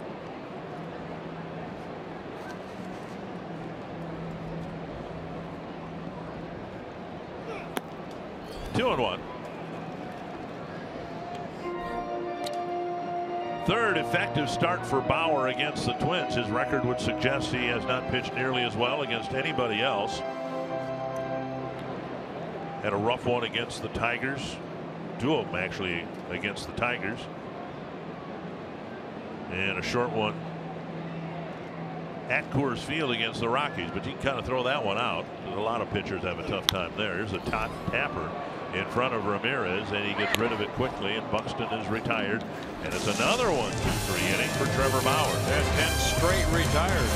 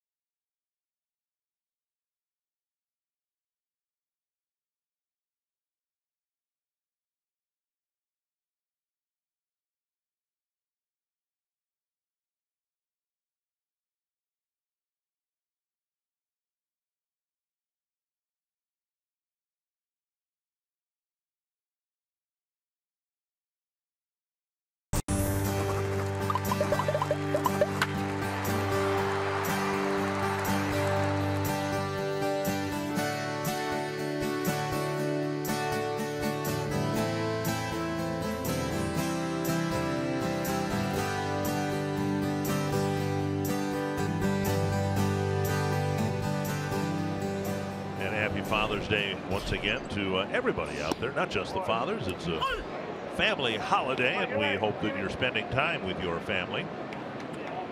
Jose Ramirez taking strike one from Kyle Gibson, starting the 6th inning. So far, what we've had in Gibson's last 2 starts, a textbook example of why you have to look far beyond wins and losses to judge how a pitcher has performed. Gibson's been pretty sharp here tonight, and he's pitched awfully well when the heat has been on in a couple innings where the Indians have had a chance to open up the game a little bit. He pitched dreadfully in his last start. He gave up 12 hits and 6 runs in 6 innings, but he got the win because the score was 12-6 when he left. Now 3-1. Well, run support is always nice. Sometimes it's not how you pitch, it's when you pitch. But so far, this is a pitcher's duel. 1-0 ball game. 3-1 to Ramirez. Encarnacion Chisenhall will follow. And a walk now will lead off the 6th inning. Second walk for Gibson. You walk Chisenhall after Encarnacion, who's up now, hit the home run. He was waiting for a first pitch fastball. He got it and hit it hard. You see, Jimenez wanted that pitch down and away. Instead, it stayed up, and boy, did it go up 443 feet.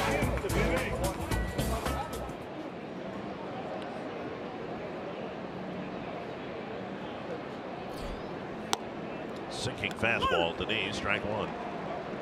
That's the type of pitch that tends to get ground balls, and in this case he could use one, maybe get a double play after the leadoff walk.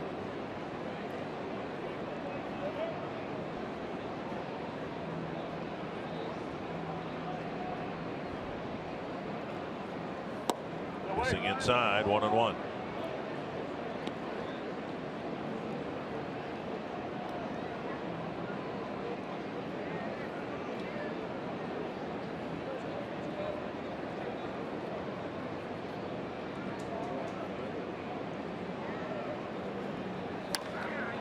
High fly to deep left field. Wow. And gone, a home run. This one higher than the last one, but still carrying a long ways, and it's 3-0. And another home run given up by the Twins staff to the Indians in this 4-game series. It's the 3rd time that an Indian hitter has hit at least 2 home runs in a ball game. Encarnacion with his 2nd home run, a slider, got it airborne, and the power carried into the 2nd deck.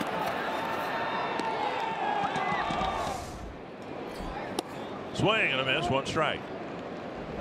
I lost track of it. It was so high, I lost track of the ball. And into the 2nd deck. He's had a pair of those here today. Ramirez hit 2 home runs in the first game yesterday. Chisenhall hit a pair in the nightcap.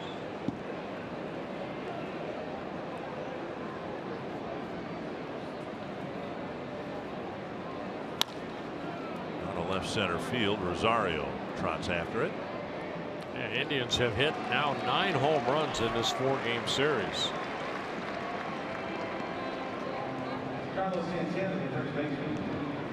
Their last 9 runs, all of them last night and all of them today, have come on home runs. 1 down, and now Carlos Santana.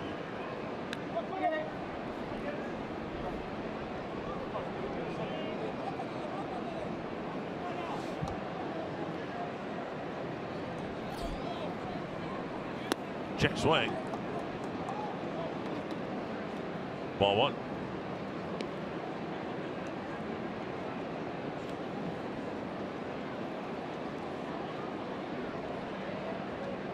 Santana has struck out twice against Gibson. Now it's 2-0. 85 pitches for Gibson. The Twins would love for him to pitch through 7 innings here. His last 2 starts have gone 6 innings.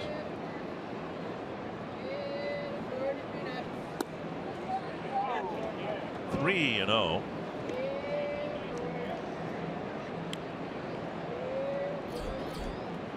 Zimmer on deck.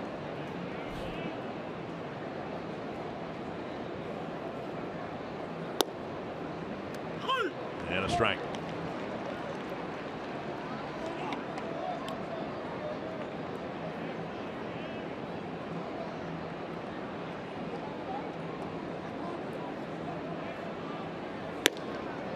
And now a walk puts him aboard. Second walk of the inning by Kyle, his third of the ball game.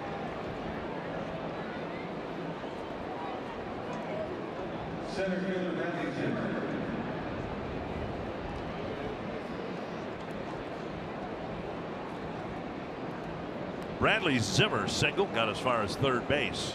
His last time up, Gibson struck him out in the second.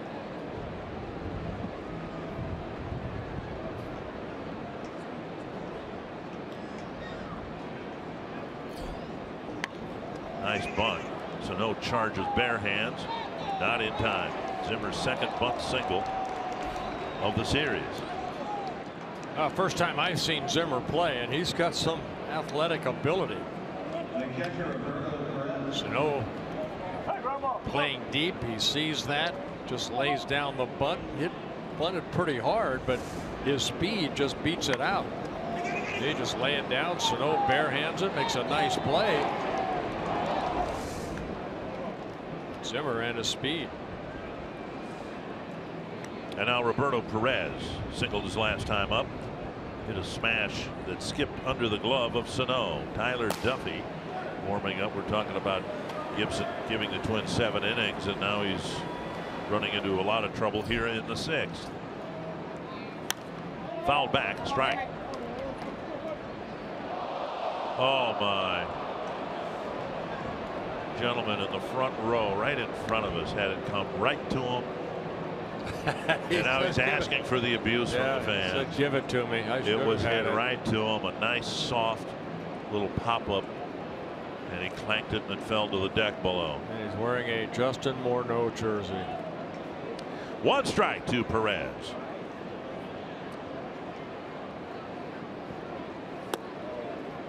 And at the knees with that sinker again. That's the pitch the Twins would like Gibson to rely more on.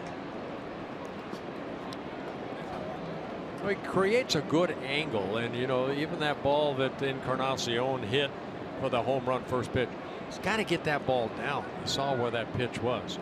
That's his strength and butter. Down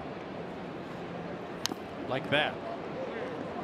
No way you can lift that ball. If you locate it well, not only can you not hit it over the outfield, you're not going to be able to get it out of the infield. Well, that's the one you're looking for, the ground ball, that good sinker down. Here's the last pitch right here. You see, he got down out front. You can see he worked out front with the wrist and the fingers. Got on top of the baseball. 0-2 to Perez.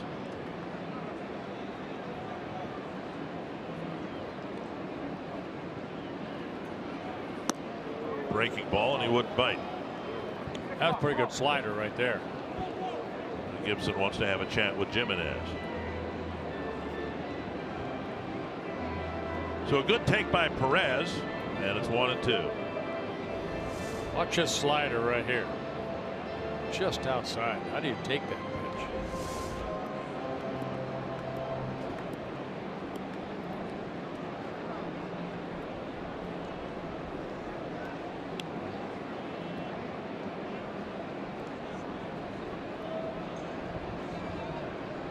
One and two. They're going to go back to it again. Base hit to right field. Santana is going to be waved around. Here's Kepler's throw, and they put up a late stop sign. An impressive throw by Kepler. And the bases will be loaded with 1 out. Well, you know, he was throwing that ball down well, and then he left a pitch up right here to Perez. Didn't have much sink on it. Perez inside out swing to right field. Neil Allen on his way out. But take a look right here. They're trying to go in, and you can see Gibson. That ball ends up over the plate. Perez hits it the other way. third hit of the inning, loads the bases, and Kepler does a good job charging the ball and getting it to Jimenez at home. Well, Robertson's in another run-producing situation here. Bases loaded, 1 out. Told you before, he doesn't strike out very often. He's 0 for 2 today. 71 at bats, only 3 strikeouts. He has grounded into 4 double plays. Well, this is what you want. You want that base runner to round third and then pick up the coach and then get back to third. Santana at third, Zimmer at second, Perez at first. And Robertson at the plate. Indians have already scored twice this inning. Strike 1.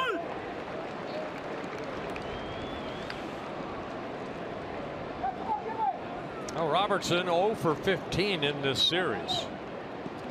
And he has a lot of ground balls. A lot of ground balls. I was just going to say that. 1-1.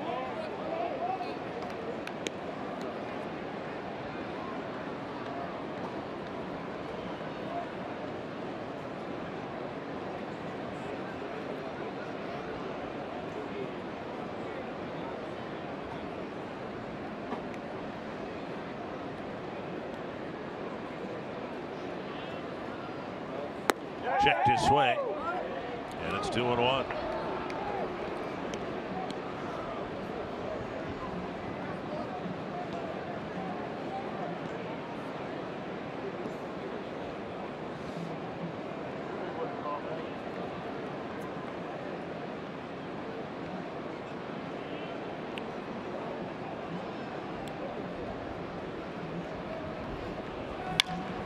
To third, Sano to the bag, fires across, double play. Big play for the Twins. Big pitch for Gibson. He gives up a couple, but the Twins are still within striking distance.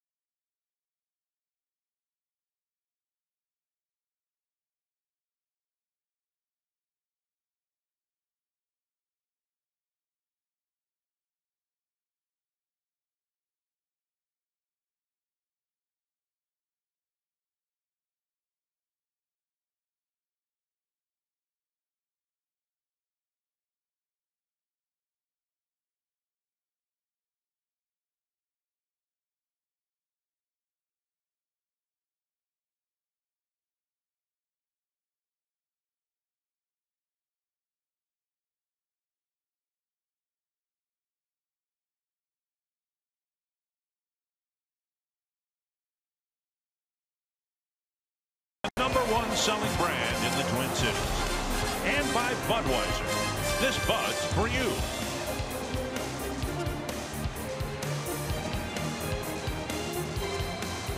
And the hole has grown to 3-0. 2 home runs for Edwin Encarnacion.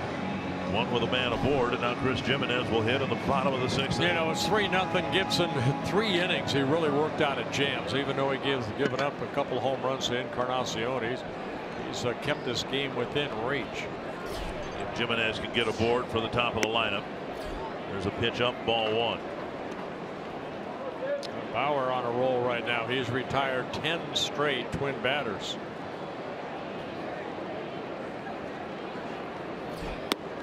And now a strike, 1-1.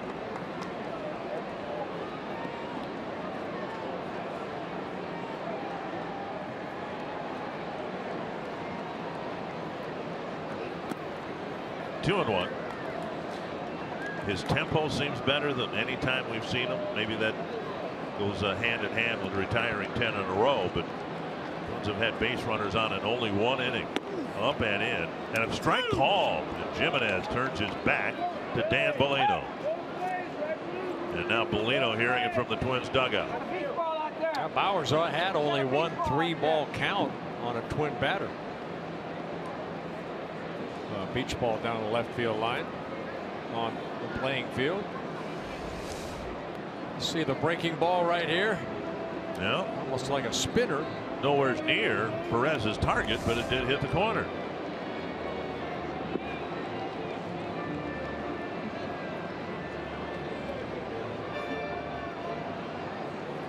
Two and two to Jimenez.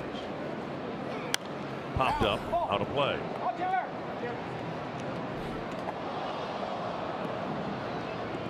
I think we had an error in the section above us now. Ball dropped down to the area right in front of us. Some bad hands here at the ballpark. Chopper to third, foul ball. Well, we had one in the booth here. Was it the first game of this series? Yeah, it was way up high up here. I'm surprised it didn't hit the monitor or something. The TV up there. 2-2. And an off-speed pitch, Jimenez strikes out, one down. Strikeout number 6 for Bauer. So Bauer has been pitching good baseball, especially here today. That good tight curveball establishes a fastball. A lot of the strikeouts coming on that curveball, but he's ahead in the count almost on every batter. We'll see if the third time through the order is any better for the Twins. Polanco has fouled out to Ramirez and struck out swinging. 1-0. Popped up short left. Lindor calls for it. 2 down.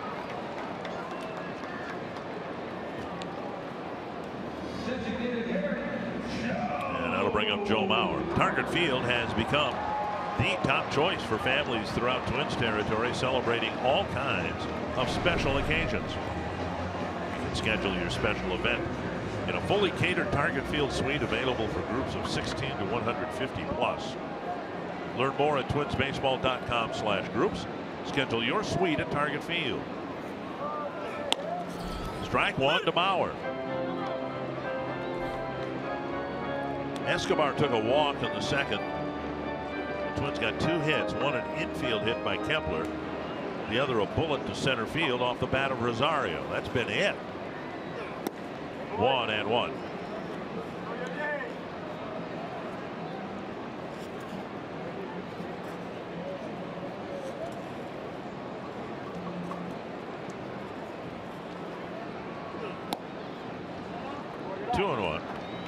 Lots been made of the home record. It is kind of a quirky thing that the Twins could play so well on the road and so poorly at home. When you look at who they've really struggled against at home and some of the better teams in baseball, Houston, this Cleveland team is on a roll right now. It took them about 2.5 months to get their legs under them, but they look really good right now. Colorado Rockies came here and took 2 out of 3.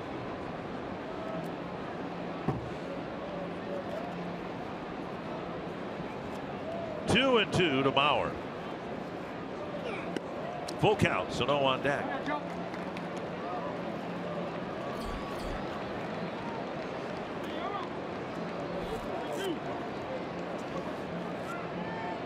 About 70% of the pitches Bauer has thrown have gone over the plate. Fly to left. Rising fastball, it seemed. Bauer flies out, and another 1-2-3 inning for Trevor Bauer, and a 3-0 Cleveland lead.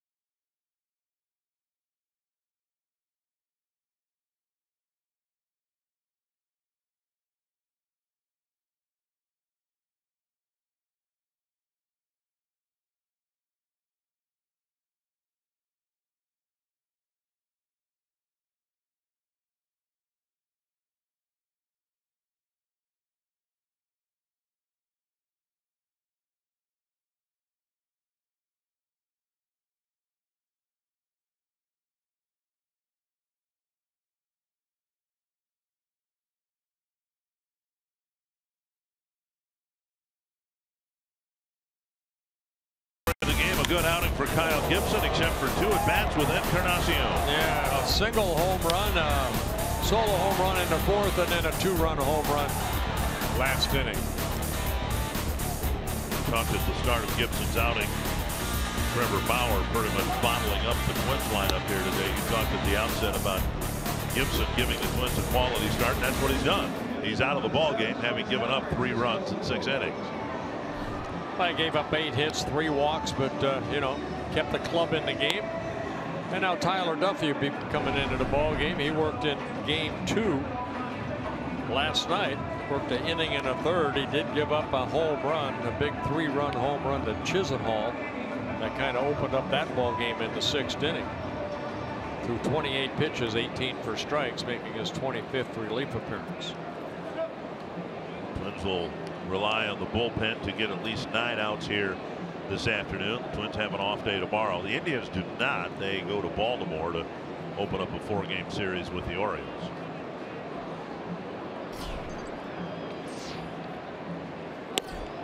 On the outside corner, strike 1.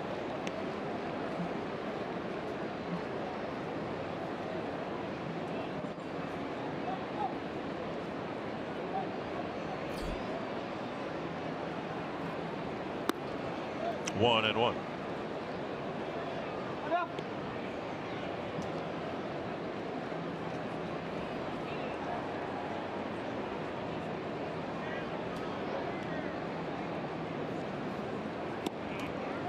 And 2 and 1. A change up missing away.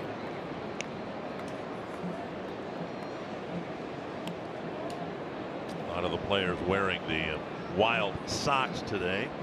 Powder blue socks. You like that? I like it. Yep. To center, playable for Buxton. 1 down. Twins baseball on Fox Sports North is presented by State Farm. You can buy an auto and renters and see how much you can save. Really save if you just lived in your car. Then you wouldn't need to rent an apartment. 3-0. You like that? I thought that surprised me. I thought you'd not like that. I kind of wore my pants always like that when I pitch, so show those calves off. We trust that those are socks and that these players haven't gotten tattoos like that.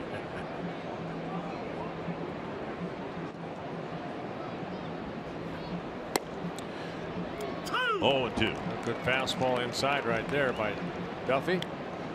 Now Sano will go from 3rd over to behind 2nd base. As Polanco stays right around short.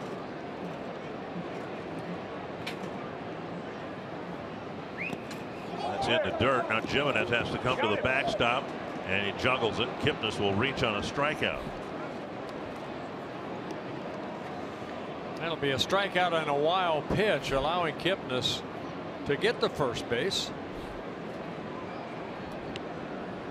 So for Duffy, his 2nd wild pitch, short hops. Jimenez goes to the backstop, and Kipnis sees that right away and takes off for first. And now Ramirez doubled into the corner in right field in the 1st, was left aboard. And then Gibson issued a leadoff walk in the 6th. Never a good idea to walk anybody the way in front of Encarnacion, the way he's swinging the bat. Wouldn't you know it? Encarnacion hit a towering fly ball into the 2nd deck and left to make it 3-0.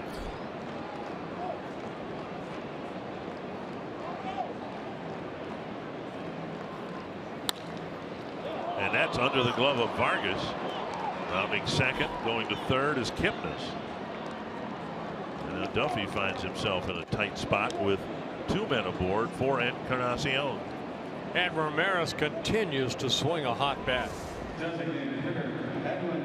Like a change up right there, but the ball pretty much right there. Ramirez opening up quickly past the diving Vargas, who was holding on Kipnis. Ball got by him in a hurry. And runners at 1st and 3rd with 1 out. Twins have been burned in the series by a lot of walks that have come back to score runs. And now the biggest play of this inning might be the strikeout of Kipnis and the wild pitch that struck him out. Up and in, ball one. That ball's hit. Vargas isn't holding the runner. It's hit right to him as hard as it was hit. Decent chance Vargas would have been able to make the play, but instead now first and third and one down. Duffy came in the 5th inning in last night's ball game. The first hitter he faced was Encarnacion. He struck him out. You're wondering why the Twins are struggling in this homestand. Simply a matter of them not being able to keep the ball in the ballpark. They've given up a horrendous number of home runs. They've hit quite a few as well, but my goodness, the Indians have done all their damage the last 2 games of this series on home run ball so far. Chopped foul. This is the 8th game. There have been 27 home runs hit here by the 2 teams.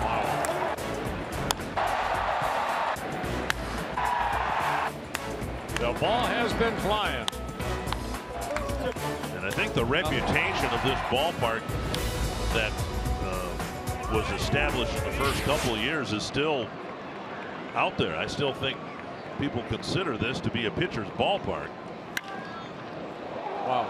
And that rocketed past Sano. It'll be another run for the Indians. Encarnacion hit that every bit as hard as he hit his first home run. You know what? It looked like he tried to sneak a fastball by him. Now, last night he struck out Encarnacion on 3 pitches, and then he threw him that curveball that he had a terrible swing at. And right there, Duffy tried to sneak a fastball by him, and Encarnacion jumped all over it. Elevated. Well, Encarnacion picks up another run and batted in, his 4th of the ball game.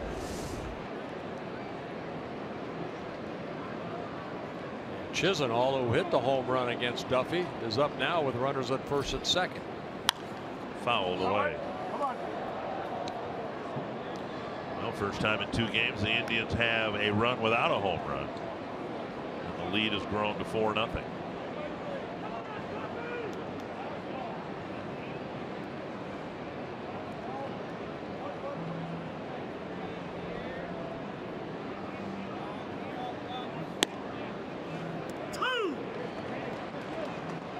Taylor Rogers, his father in attendance today, getting loose in the bullpen.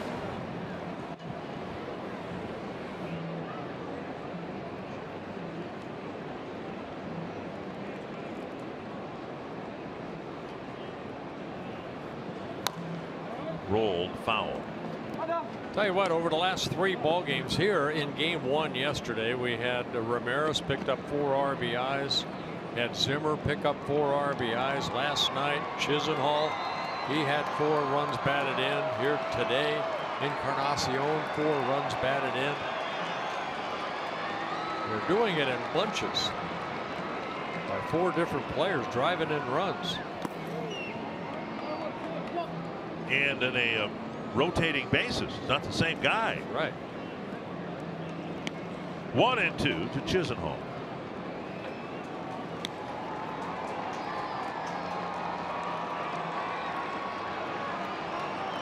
Right now, clubs are just beating up on the Twins pitching staff. And now 2-2. You know, when the Mariners were here, they came in hitting 260 as a ball club. They left here hitting about 266. The Indians came here hitting 248 as a ball club, and they entered today hitting 252 as a club. And they've added 10 runs, or excuse me, 10 hits already. There's one at the knees, out number 2. And Chisenhall knew it. Second strikeout for Duffy. Mariners scored 29 runs in the 4 games here, and yet the Twins were able to split the series. No such luck here in this Cleveland series. Fastball had a little tail on it. You see Chisenhall looking for something else. 2 down, and now Santana. He's probably looking for that hanging curveball that Duffy threw him last night.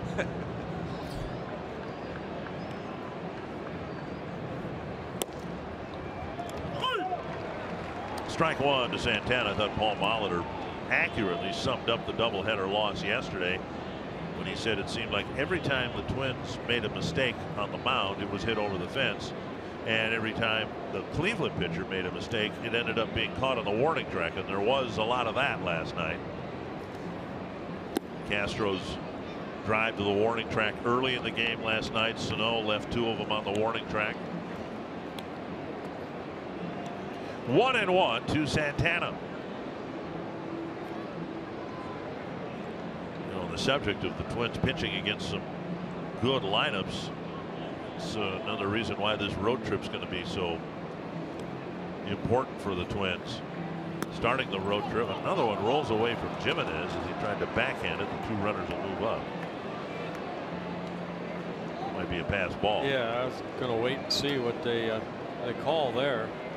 I don't know if that ball hit the dirt first or the bottom of Jimenez's glove. It would be a pass ball. Charge to Jimenez. Yep, in and out of the glove. And the count to Santana, 2-1. Well, the next road trip, the Twins started in Cleveland. Then they've got 4 games in Boston. Now the Red Sox have a high team batting average. They just haven't hit many home runs. And then the Twins go to Kansas City for 4 games, and the Royals have been scoring a lot of runs lately. Santana now will be intentionally walked to fill first base. Paul Molitor's coming out to remove Duffy, bring in Taylor Rogers.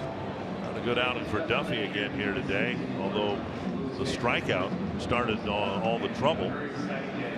2 hits and a walk have followed, and he comes out for Taylor Rogers.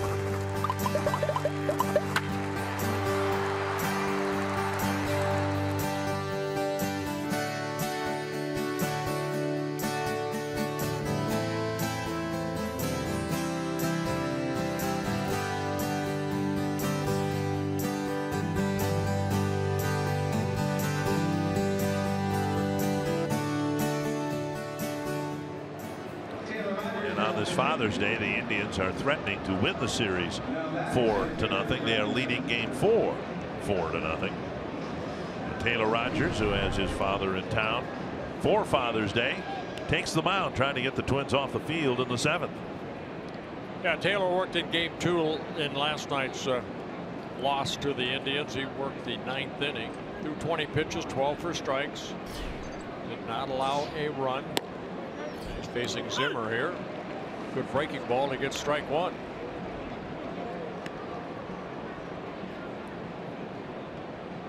So far, Zimmer's handled left-handers just fine. Just 19 at bats from left-handed pitchers. 1-1. Sometimes you acknowledge that a hitter can handle left-handed pitching okay. Eddie Rosario's an example. But in matching up lefty versus lefty, you take away a lot of their power. 1-1. Half swing. Nope. 2-1. 3 straight breaking balls down and away. First one called a strike. Last 2 just out of the strike zone. Zimmer has 4 home runs. They've all been against right-handed pitchers. Hitting .263 against lefties. Bases loaded. 2-1 to Zimmer. Dribbled up the line. Vargas with the play. The Indians get one and leave the bases full, with Rogers cleaning up a bases loaded situation in the top of the 7th. And as we usually do on Sunday afternoons, it's our pleasure to bring you God Bless America. Fans, please rise and welcome back Tim Eggerotten, representing the Minnesota Chiefs of Police Association and the Minnesota Fraternal Order of Police, as he leads us in the singing of God Bless America. God bless America, land that I love. Stand beside her and guide her through the night with the light from above. From the mountains to the prairies to the oceans wide with foam. God bless America, my home, sweet home. God bless America, my home, sweet home.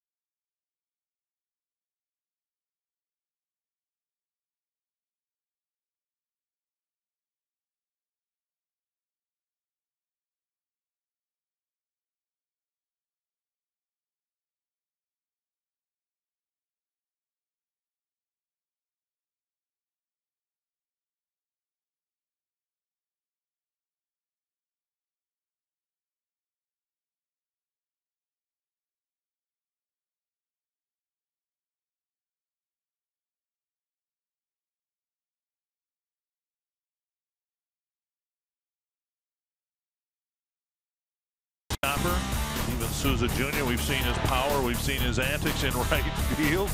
His first career grand slam. We know he can hit the ball a long, long ways.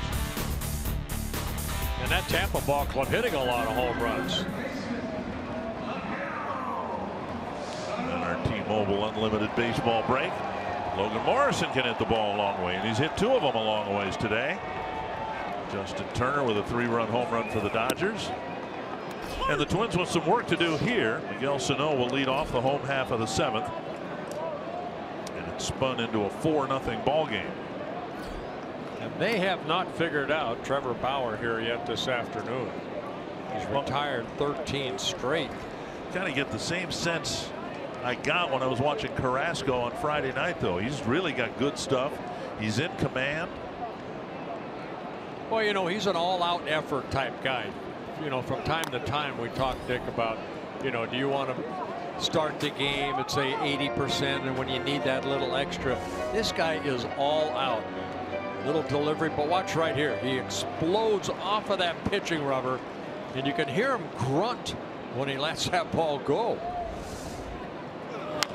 Yeah, foul. Now, in the fantasy camp, we hear that all the time, and it's not intended to emulate major league pitchers and the sounds they make. It hurts.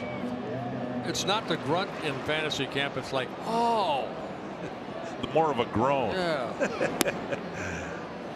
2-2 to Sano. Well, he's been right on it. You know, I like watching guys like Bauer because the drive that he creates off of that rubber, and then the explosiveness right there, and he picks up another strikeout number 7 in the ball game. First time he's gotten Sano. Sano's had another frustrating afternoon against Bauer. Well, that hard breaking ball, and Sano chasing it, even though it's a ball, you can see where it ends up, but straight down. Fox Tracks presented by Carey. 1 down, and now Max Kepler. Bauer making his 106th start. He has 35 wins. He has 2 complete games. He's never pitched a shutout. And with the pitch count where he's at right now at 89, and the bullpen that the Indians have. Strike 1 to Kepler. Might be hard to do that. Here we are in the 7th inning with 1 out. I mean, he's attacking. Look at that. Half swing, but I think he went. Yep. Hard breaking ball down and in. That's what I mean. This is the Trevor Bauer that the Indians wish they could run out there every 5 days. He'd win the Cy Young Award. He's had great command. Wow. That's good afternoon, good morning, good afternoon, and good night there. Yes, it is. 2 down. And now Vargas, who's been called out twice. Well, you pound that strike zone like he did against. Right there. Wow. Nasty curveball.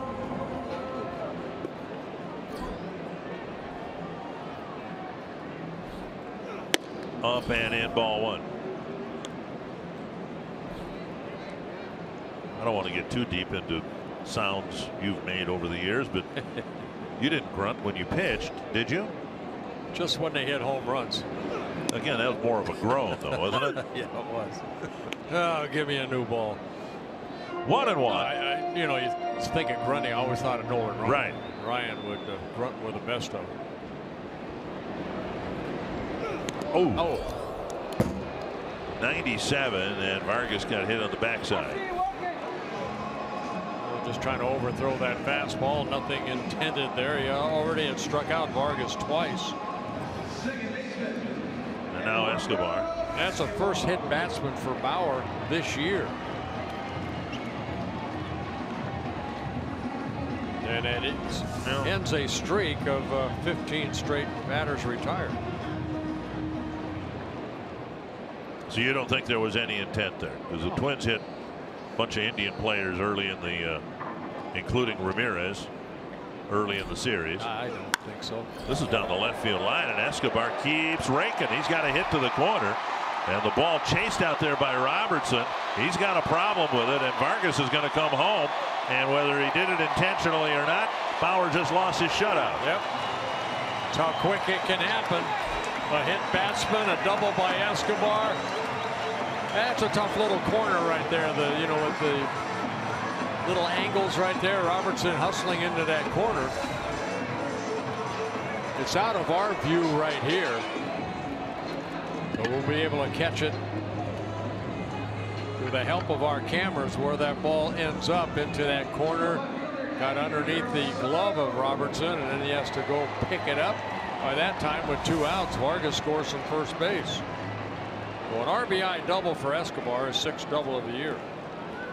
And only the Twins' 3rd hit. Here is Rosario, a single and a strikeout.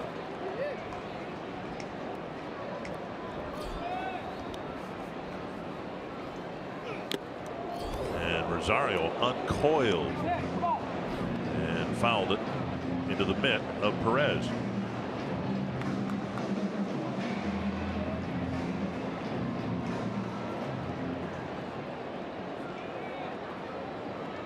One strike to Rosario after a couple of strikeouts to start the inning, a hit batter and a double, and the Twins are on the board at 4-1.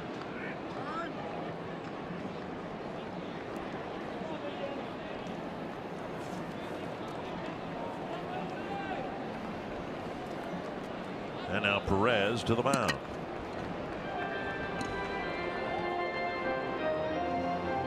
Kind of a tough job for a third base coach, trying to take a runner who's not all that fast, Vargas, and let him know whether he should score or not. Gene Glenn looking into the corner, but he really can't see. I don't think he saw Robertson have problems with that ball in the corner, but he saw the ball wasn't coming out of the corner, so he sent Vargas.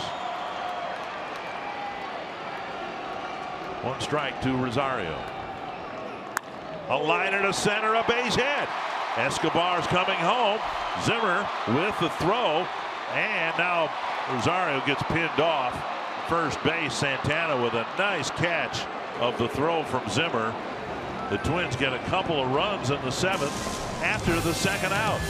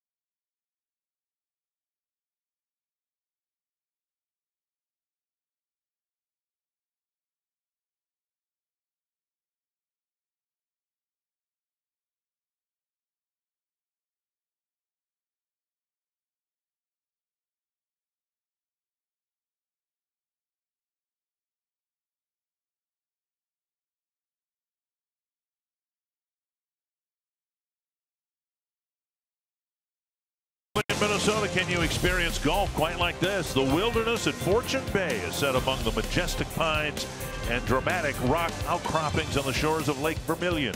One of the top-ranked golf courses in the country, the Wilderness is a true golfer's dream. If you can ignore the majestic pines and the dramatic rock outcroppings. Numerous play and stay packages are available. Find endless ideas for the perfect getaway at exploreminnesota.com escapes and share your favorites with hashtag #OnlyInMN. They do these beauty shots of golf courses, and they always take the pictures from the fairway. Why don't they take the pictures from the parts of the golf course I normally play? Under a tree in a bush. Embedded in the trees, in the shadows with the rattlesnakes. Well, it's a 2-run ball game, and Taylor Rogers starting the 8th inning. It's a swing and a miss from Perez. And the job that Rogers did in leaving the bases full in the 7th inning, a little bit more significant now that the Twins have scored a couple of runs.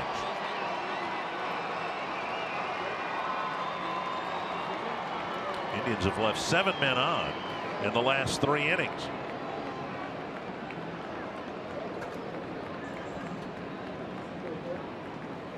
Inside on a breaking ball.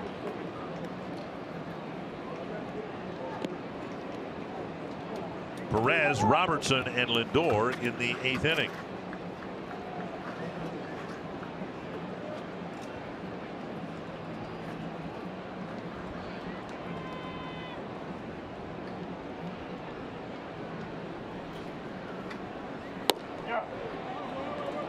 Fastball just missing. 2-2.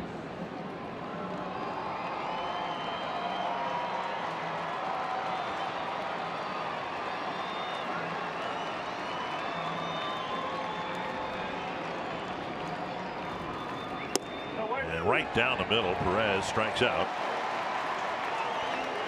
1 down. Fox Sports Supports is proud to team up with Positive Coaching Alliance and its mission to develop better athletes, better people, by working to provide all youth and high school athletes a positive character-building sports experience. Visit foxsportsupports.com and learn more. Here's Daniel Robertson.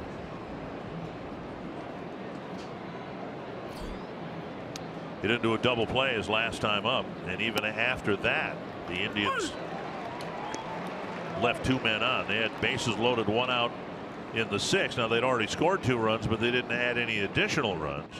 Then they left the bases full again in the 7th. 2 strikes quickly from Rogers to Robertson. We let everybody know that Taylor Rogers' father is here. He probably has a tough time now. Do I go see Taylor's twin brother Tyler, or do I see Taylor, on Father's Day? But this year he picked Taylor. Because he beat his twin brother by 2 minutes, I'm guessing. And wherever San Francisco's AAA affiliate is playing, it's in a minor league ballpark. This is a major league ballpark. We got another fan in the legend area dropping the ball. And also with a drink in his hand, dropped the drink on the people below him.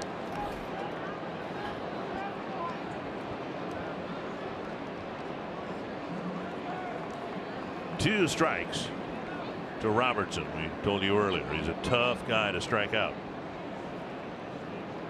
Jimenez sitting inside. Ball just misses inside.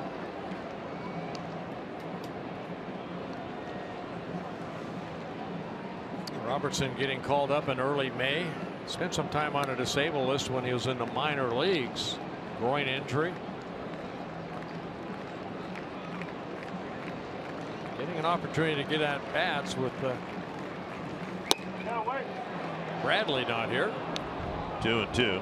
Brantley, excuse me.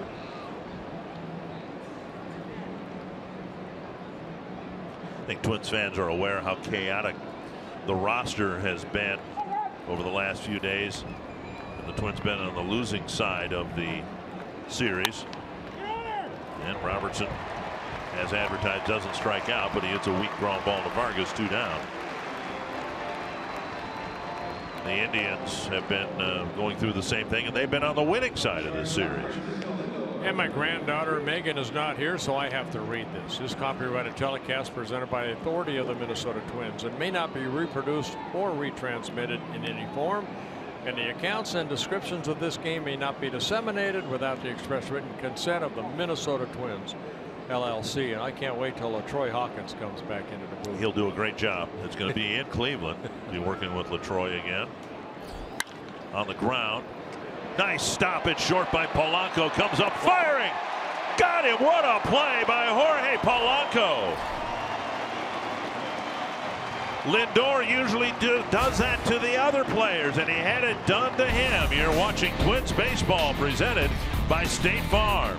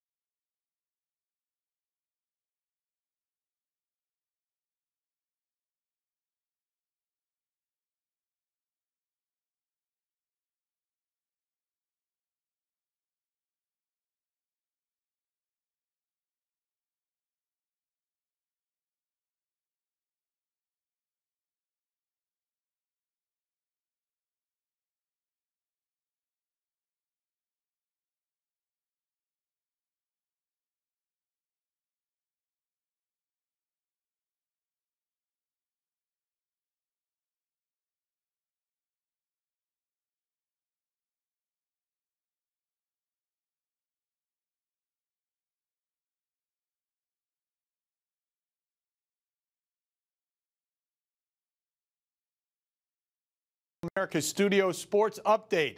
We've got Twins baseball after a day off Tuesday on Fox Sports North. The Twins start a series with their division rival, the Chicago White Sox. Join us Tuesday night. Coverage begins at 6:30 right here on Fox Sports North. Well, the Twins back in the ball game at 4-2, hoping to steal one against the Indians late. They're within 2. They'll hit here in the 8th inning with Robbie Grossman pinch hitting for Byron Buxton, leading off the 8th inning. Jimenez is due up next. The Twins, with Grossman now in the game, still have a bench of Castro, Adrianza, and Dozier.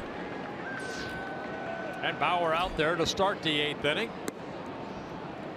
That's pitch number 99 for Bauer.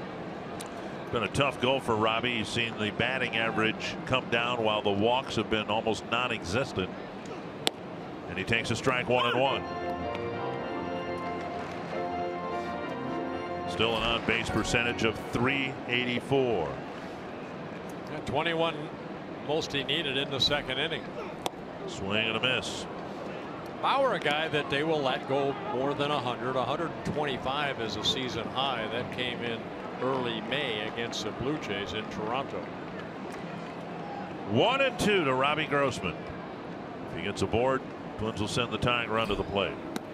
Inside, and it's 2-2. Been a tough go for Grossman, but he's still in the top 10 in walks and in on-base percentage. He's 6th in the league in on-base percentage, so he's the perfect guy to send up to try to get aboard. And he fouls one back.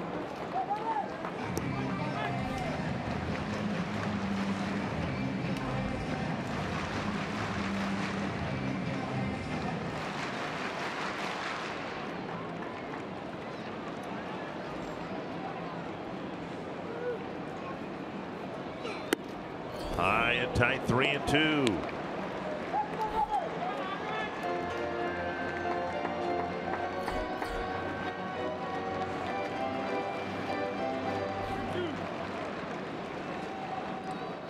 Bauer facing one of the more patient hitters in the league.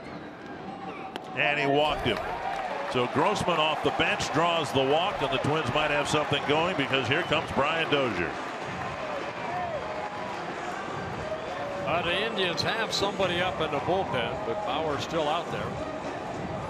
Jimenez had gone 0 for 2. And the Twins taking a shot here with a guy who hit 42 home runs last year. See if he can tie it with one swing. And here comes Terry Francona. I think he's going to bring out a fresh arm. Mickey Callaway on the phone and the manager to the mound. He's pointing to the bullpen. Allen, the Cleveland closer, although Miller closed the ball game last night in a non-save situation. He'll come in here with Dozier at the plate as the tying run.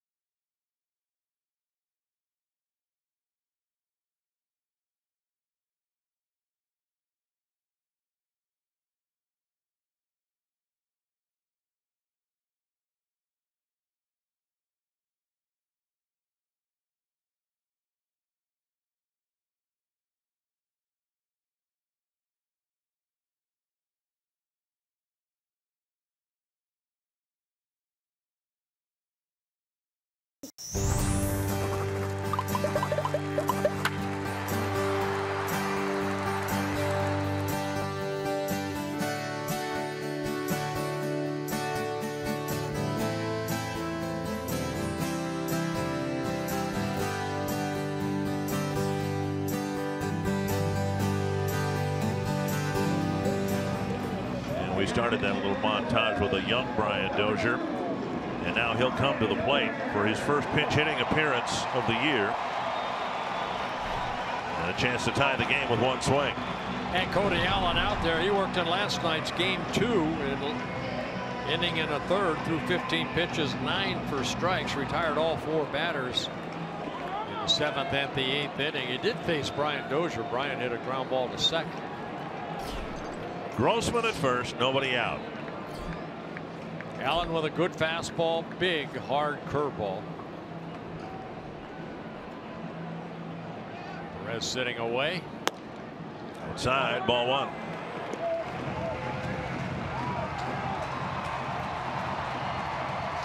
Allen has allowed 2 home runs. This is his 27th relief appearance.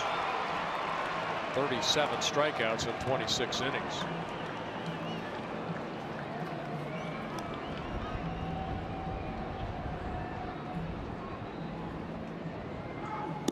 Breaking ball away, and a good take by Dozier. 2-0.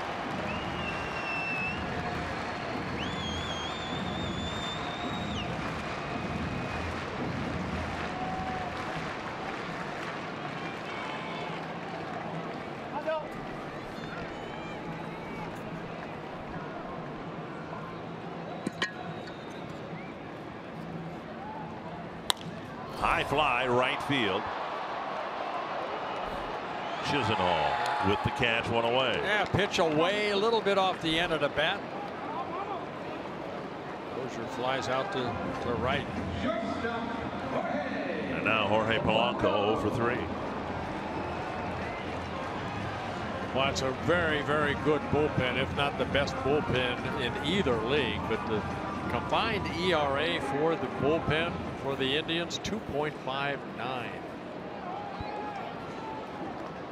Polanco with a foul out, a strikeout, and a pop-up.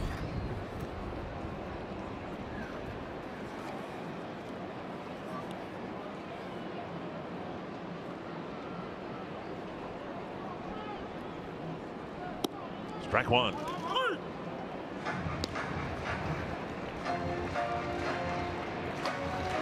Look at Allen's numbers and you understand why he's so good. One of the reasons is he keeps the ball in the ballpark. He has given up a couple of home runs, but in 26 innings.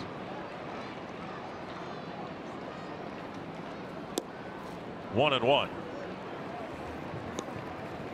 Walks about 1 every 3 innings. 37 strikeouts. And that's a big number for him because you can give up base runners, but if you have non-productive outs, and there's nothing more non-productive than a strikeout, it's hard to advance the runners that do get on base.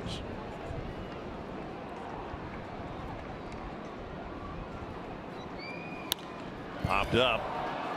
Lindor wants it. Gonna fight that sun. 2 down, and that'll bring up Mauer. But that out right there, the bullpen so far in this 4-game series has worked 13 1/3 innings. They've allowed only 1 run. And that was last night off of Nick Goody. It is interesting, and it depends, of course, on what happens here in the 8th, but it might very well be that Miller, who succeeded Allen last night, might do the same again here this afternoon. Whether that's a permanent role change, only Terry Francona would be able to answer that. But usually it's been the other way around. Miller pitching the 8th and Allen the 9th, and now Miller's getting loose down in the bullpen as we speak. But he's not brought in here to face the left-hand hitting Joe Mauer. Strike over the inside corner. Well, Mauer faced Allen in last night's game 2, and he hit a ball sharply to third and line drive out. Yeah, Urshela caught it, and then they sent him to Columbus.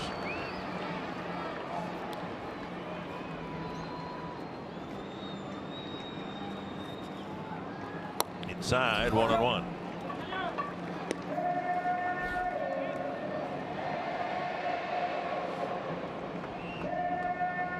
Joe Mauer against Allen over their meetings, just 1 hit and 8 at bats. He has drawn 4 walks against Allen.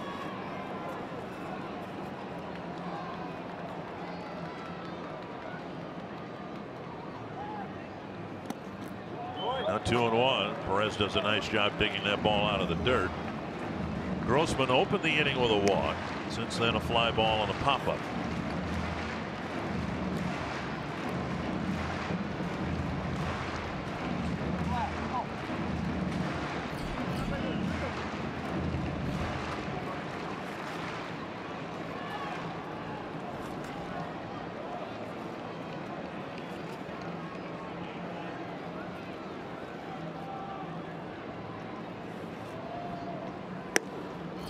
Three and one. Sano on deck.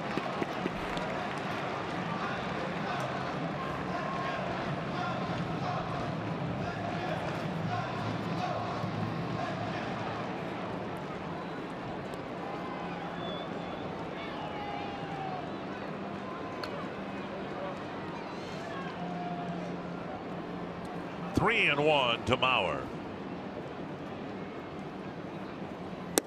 He walked him. And Allen has walked 2 of the 4 batters he's faced here in the 8th. And now Sano will have his chance.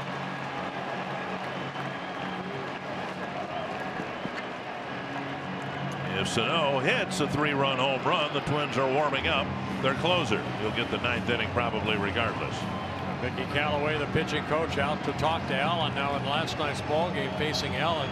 He hit that deep fly ball out by the bullpen against Allen to end the 8th inning. I think everybody in the Twins dugout felt that if that ball were hit during the daytime, it would have gone out. And now we're hoping for something similarly struck here in the 8th inning today. 0 for 3. Sano continues to be frustrated by Trevor Bauer. And now he'll take his swings against Allen. Yeah, Bauer started the inning with walking Grossman. Yep, you're right. And Allen has now walked Bauer.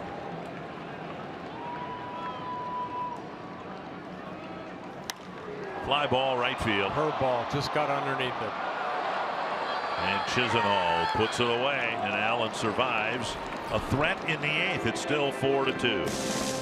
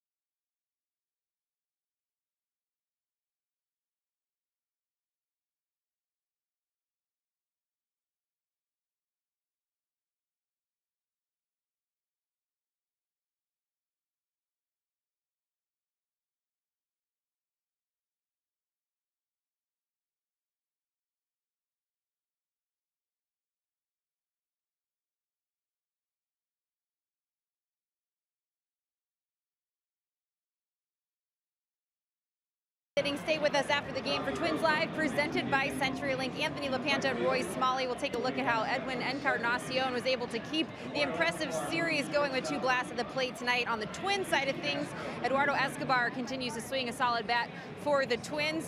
And of course, we'll hear from Paul Molitor. Then don't forget to head to our Fox Sports North Facebook page for Twins Final Pitch, presented by Prism Research. You'll get a recap of today's game, and we'll look ahead to the upcoming series with Chicago. Guys, back up to you. Thank you, Audra. Paul Molitor hoping that there can be some late inning magic here at Target Field in a season that has provided precious little of that. Brandon Kinsler comes in to try to keep this a 4-2 ball game. Yeah, he's making his first appearance in this 4-game series with the doubleheader yesterday. Last time Kinsler was on the mound, he picked up helped get the win of the Mariners 6-2. He pitched a shutout inning here last Thursday. See the different alignment for the Twins with Buxton out, Kepler's in center, Grossman's in right, Dozier's in second, Escobar moving over to short.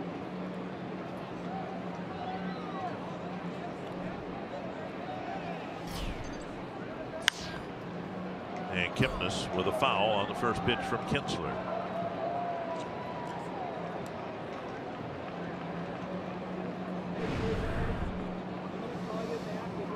Making his 29th relief appearance.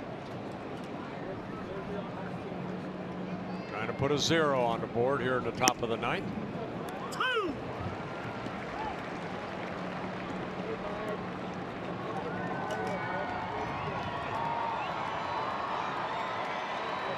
And now with 2 strikes, Sano will swing over to the right side.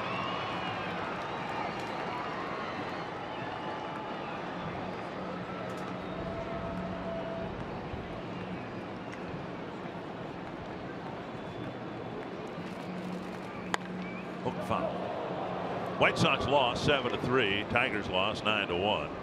Kansas City's leading the Angels 3-2 in the 4th. So this is not going to be a good day for the American League Central.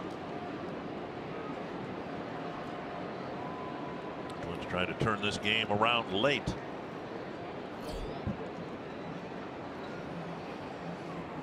Popped up. And Castro back for a look, but it's out of play.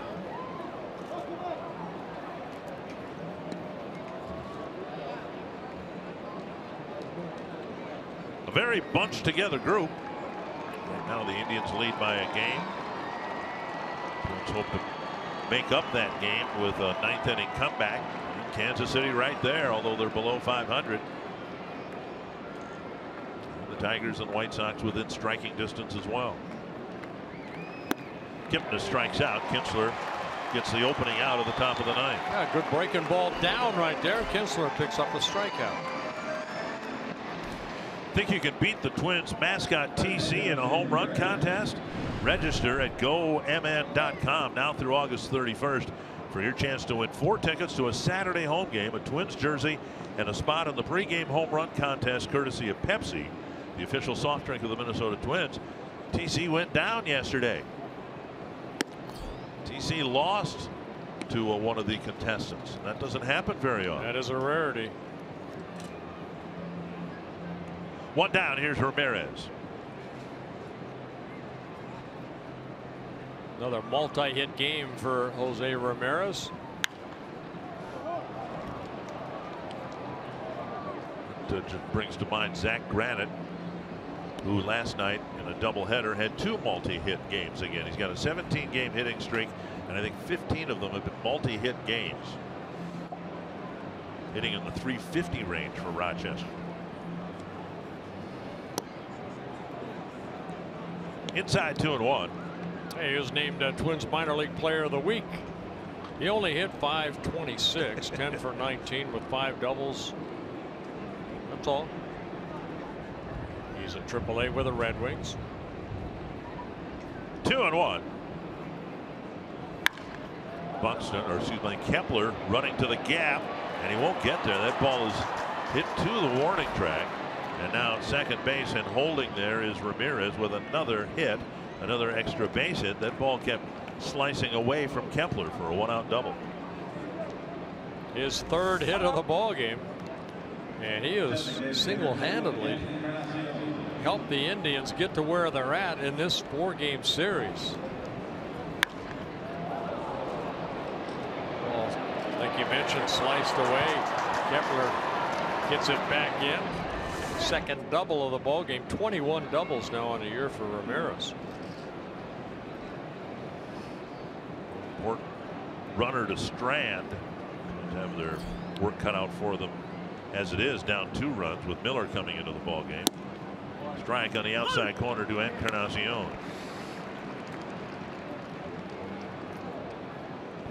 Three hits. He's driven in all 4 runs for the Indians.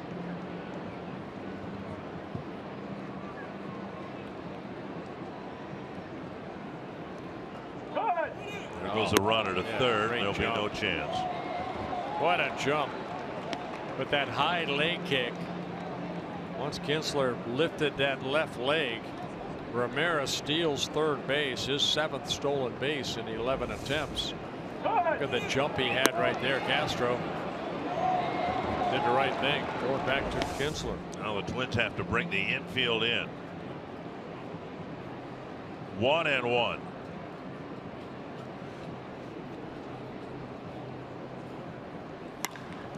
Down the line, foul. Encarnacion put the game 1-0 lead with a home run in the 4th inning. And then in the 6th inning, a 2-run home run. Majestic high fly ball into the 2nd deck. And he added an RBI single in the 7th. 1-2 from Kinsler to Encarnacion. Missed inside.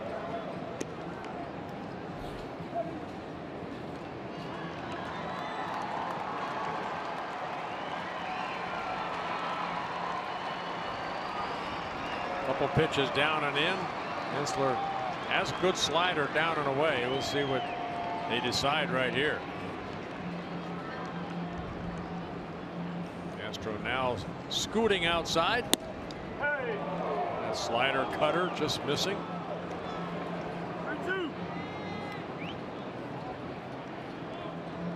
Chisenhall on deck. He's 0 for 3 with a walk today. Not a lot of tilt on this slider right there. I want to throw him that one that he struck out Kipnis with, it one that had that good downward bite. Poke to right. Grossman's there, and he has to backpedal to make the catch, and a very costly run for the Indians in the 9th inning. And Encarnacion has driven in all 5 runs here this afternoon with the sacrifice line drive out. Pretty impressive outing for Encarnacion here today, driving in all 5 runs. And pretty impressive series for the Indians. Twins still hope to come back on the 9th, but in 4 games they've outplayed the Twins in every facet of the game. They pitched better, they fielded better, they've run the bases better. Inside ball 1.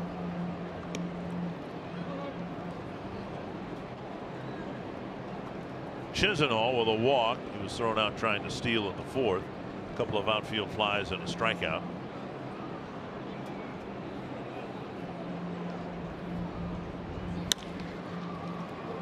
And Dozier backhands, flips on the run. Good play, Brian Dozier. Getting Chisenhall to end the inning, but a Ramirez double, a stolen base, and a sacrifice fly.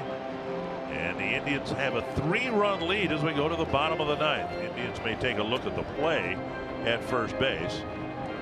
That was a heck of a play by Brian, because his momentum was going toward left field. Watch this right here. The exchange, get something on it. And he did just enough.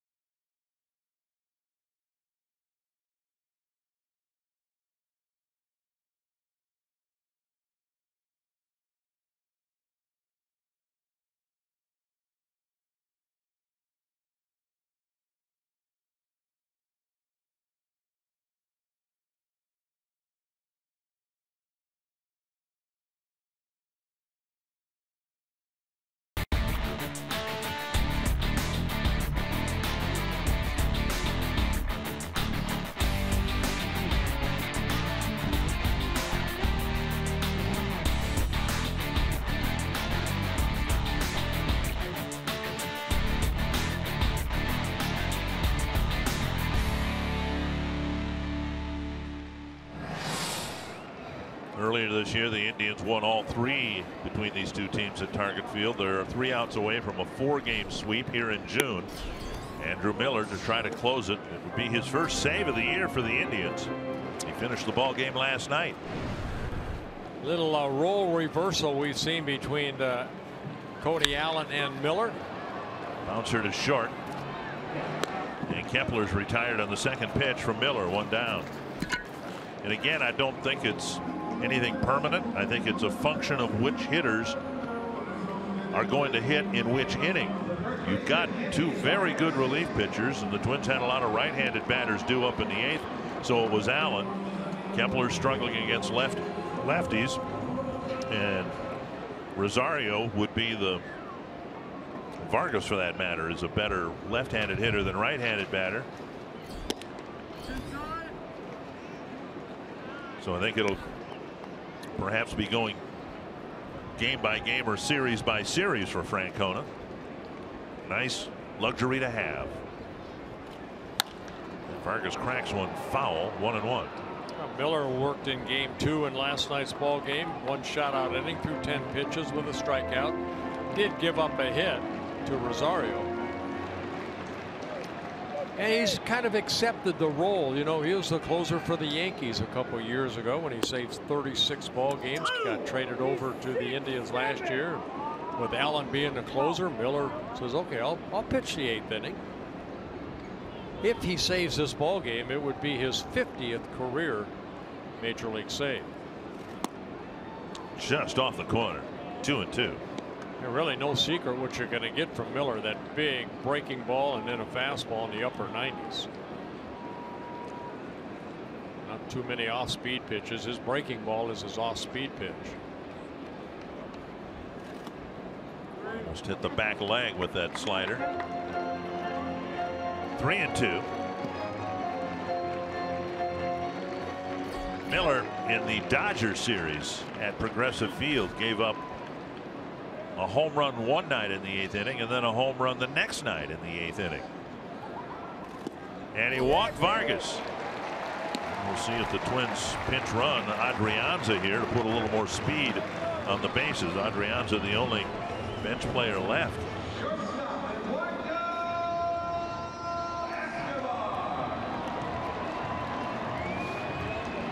So a walk, and now the extra run the Indians got in the top of this inning. Hugely significant.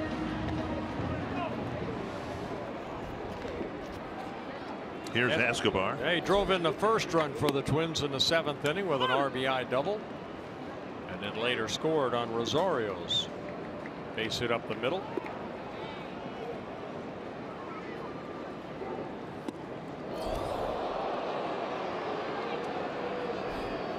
One and one.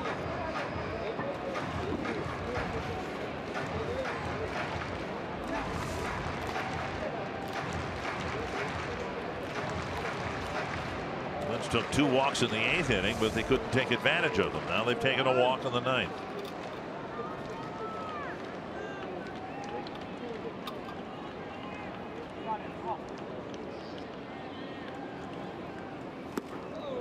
Swings over the top of the breaking ball. Not the first guy to have done that with Miller on the mound. It's a big, tight breaking ball. Came into this game 50 strikeouts in 34 2/3 innings, only 7 walks. Now he's walked 8. And only 19 hits allowed.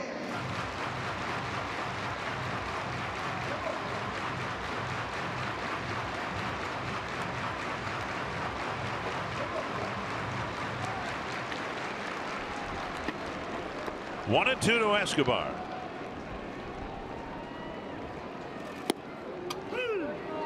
And a delayed strike 3 call. Escobar doesn't like it. Gestures to Dan Bellino.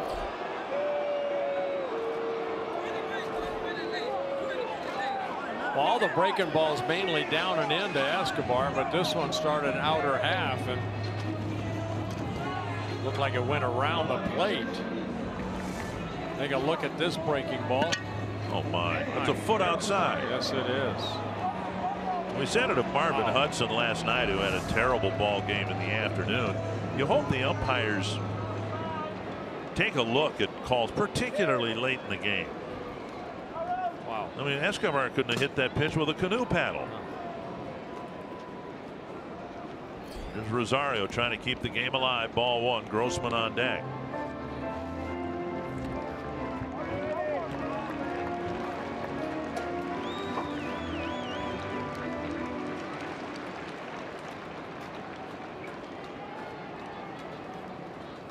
Tapped right side.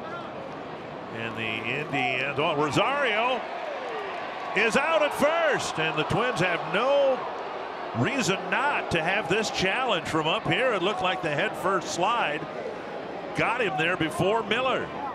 Yeah, Miller a little late getting over there. And Rosario hustling down the line, a head first slide. Did he get that hand on the bag before Miller could get his foot on the bag? Right there, looks, boy.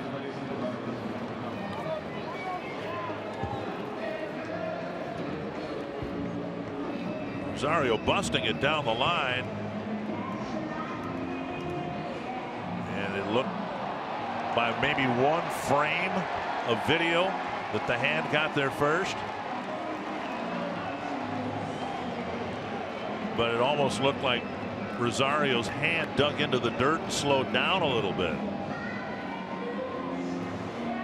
And that's what they're going to have to do. They're going to have to stop and do it frame by frame.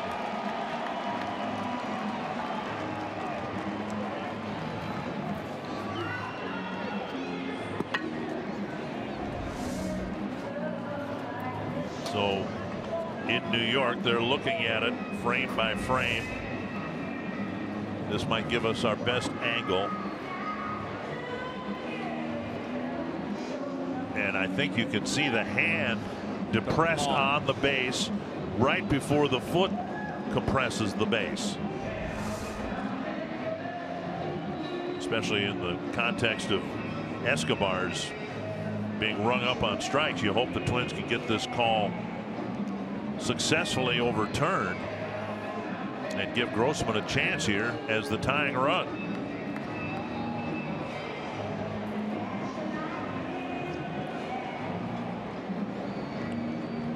Does Rosario's hand contact the base before Miller's foot? It appears that it does. But honestly, by one frame. Oh my. They call him out. Twins have played some bad baseball in this series, but we've had some horrible umpiring as well. So it stands, no clear convincing evidence. Well, it goes beyond the umpiring. I don't know how you look at that and not find, barely of course, that Rosario's hand got there. At any rate, the Indians deserve to win all 4 games. They looked like a championship ball club throughout this weekend series, Anthony. They did. That's been the case between these clubs all season long. Indians win all 4 here at Target Field this weekend, and the Twins are now knocked 2 games behind in the Central. We'll break down what happened here at Target Field all weekend long. Here for Paul Molitor and preview the series coming up with the White Sox next on Twins Live.